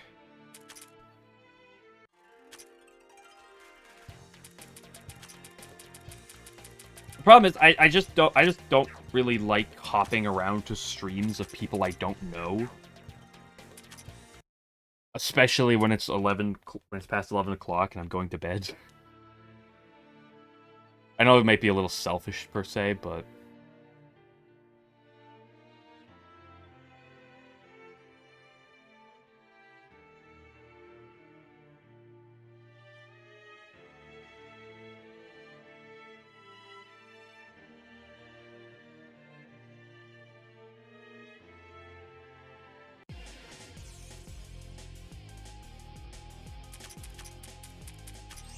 maybe I'll look at it though. The cheap beer too. Yeah, shit, that was not the character I wanted to give the turn to. Oops. And now I've killed Notori. And now I've killed Rumia. And now I've almost killed Aya.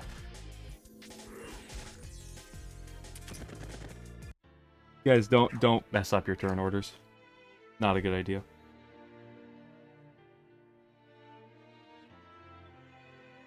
Maybe I'll try to, just for the fun of it. Just for the niceness of it.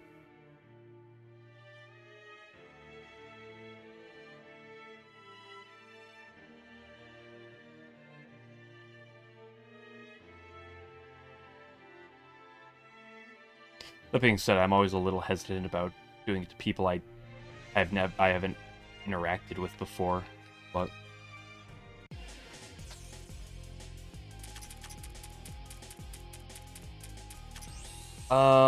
dark carapace fish.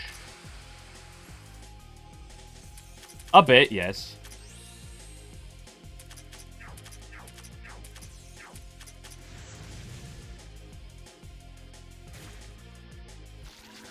This fish is annoying.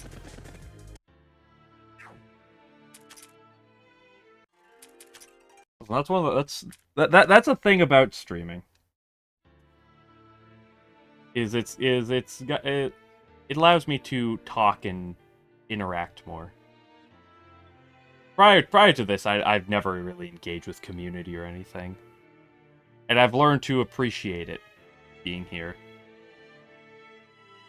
That said, there's still a lot of awkwardness. But it's nice not being in person because there's a level of disconnect.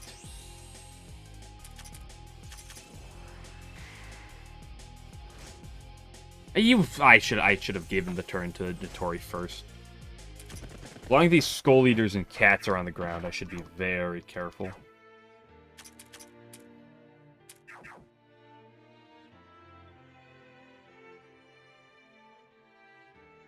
Don't post your frogs in my chat.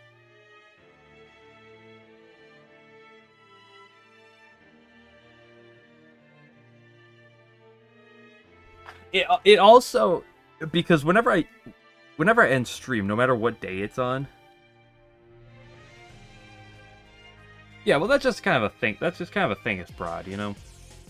But there's also a level of like weirdness with the idea of like I don't necessarily like the idea of just like, oh, here I hopped another chat just to leave immediately. Because like every time I get done streaming, I either leave the house or I'm just going straight to bed. So I also feel a little bad.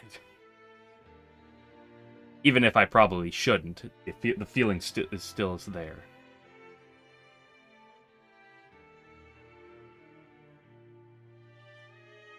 But maybe I could get myself to start doing it.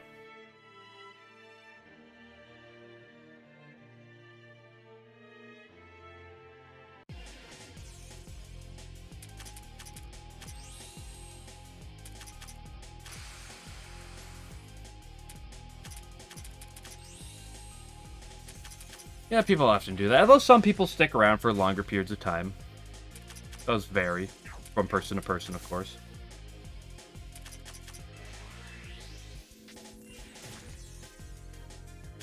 Don't be a bastard.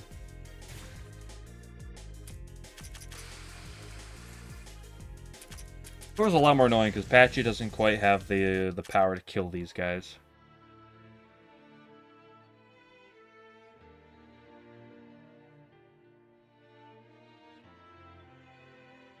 It's also weird because like I don't have like sometimes I have a fair bit of people, for sure, but like I don't have the biggest size by any means. And it all like it may be weird to say, but there's also a level of like what's the best way to word it? That was the wrong person. Get me out of this fight. There's a level of yeah, but that's ooh, another one of those. That's nice. Actually, a very good item. There's a level of but words are not always the easy thing to determine.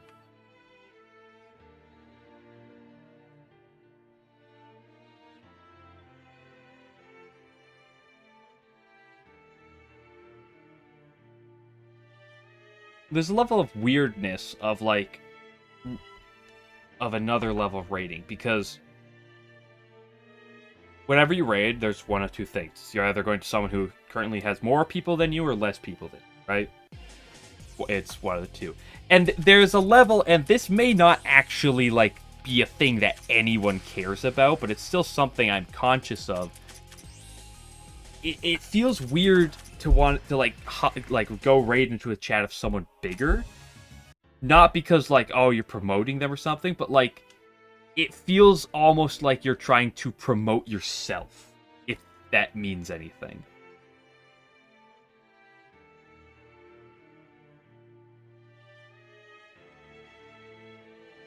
Like raids I get often called out, and I will always try to make note of it whenever people raid me, no matter what.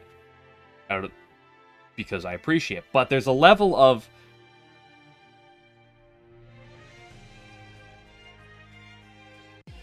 yeah, most people, besides a handful. You know, of course there's the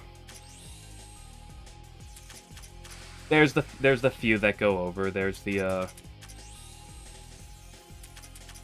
Asprey, there's the Naro, there's anything the Touhou replay potentially streams.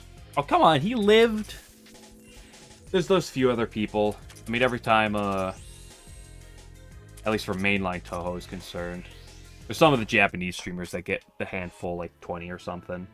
But those are also Japanese people who are awake long before I am. I notice them when I open up Twitch in the morning when I go to work. But then there's a few. There's like that Yggdraface guy I've seen. Yeah, see him, he usually get around like the 20-something.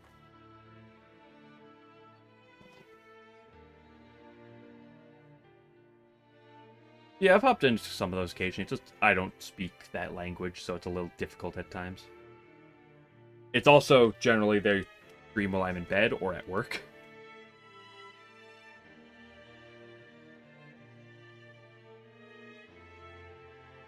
How many warps are there in this area? What the hell is this?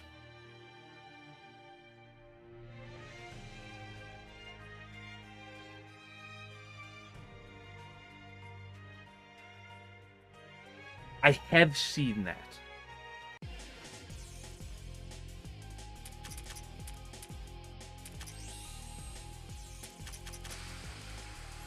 Don't dodge the cat.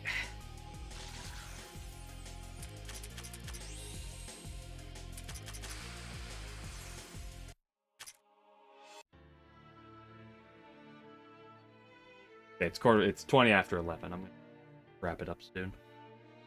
So I am enjoying just kind of talking, keep myself distracted. Why are there warps everywhere?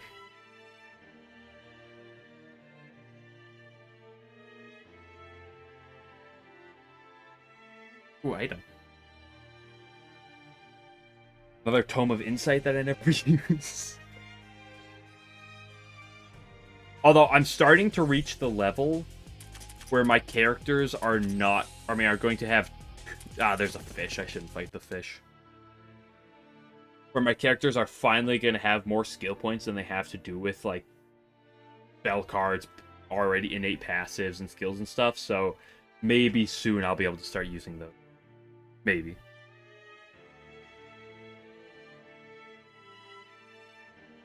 I was just in this one.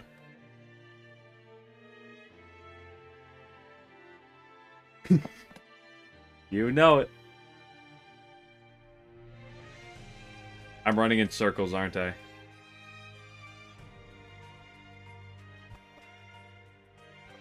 I'm running in circles.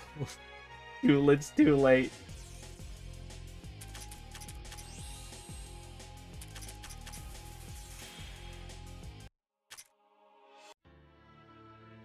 Yeah, this should count as a puzzle.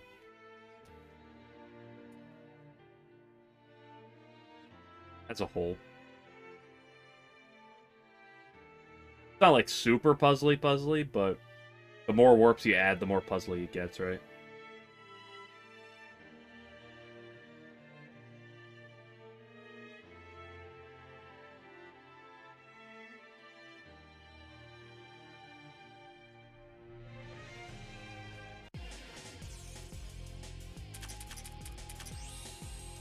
Oh boy, I can't wait for Labyrinth to Touhou Try to come out and to have to start going back through a bunch of floors again. I know we're all real excited for this.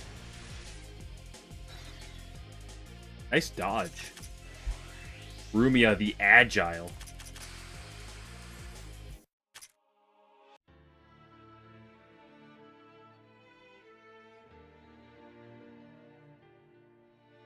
No, I'm very much looking forward to when the new game comes out.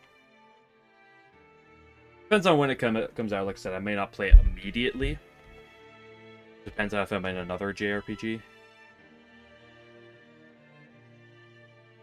Asher Mjolnir. Ooh. Wind damage, though. Honestly, kind of a lot better than this, just because there's a lot, too. Ooh, wow.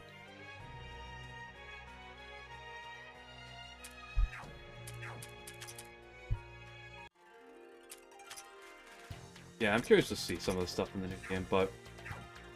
Because, like, right now I'm just doing this, and then I'm doing Lost Branch. Probably in a week or two, I'm gonna go back to alternating. I'm gonna... Well... Whenever Koishi comes out in Lost Branch, I'm probably gonna play that for a few days straight, and then just go back to playing that once a week. Because I love Lost Branch, I want to keep playing it. It gets good content, it gets a lot of people, it gets good views. It's really fun to play. But at some point, I'm gonna pop up a second game alongside this post game. I don't know what it is. Something that's not a JRPG. Something that's a lot more chill. I'm kind of interested in that Harvest Yuka. I think that's just a fun-looking casual game. I also love that type style of game. But there's so many games I want to play through. It's a nice thing about the Touhou community. And the one thing I will always appreciate about Touhou is Zun's looseness with copyright and stuff, right? So that's what allows all this to exist. Which is really nice. But that's gonna be it for the day. I appreciate everyone's here, whether it's now or earlier, it means a lot. And you know what? Here's what I'll do. Just for the sake of it, I'll go hit up a raid right now. Hop over for a couple minutes before I do something. Hey, who we got streaming Touhou right now? A lot of people. Yummy chunky. Oh, why is it? Oh my gosh! Why is it?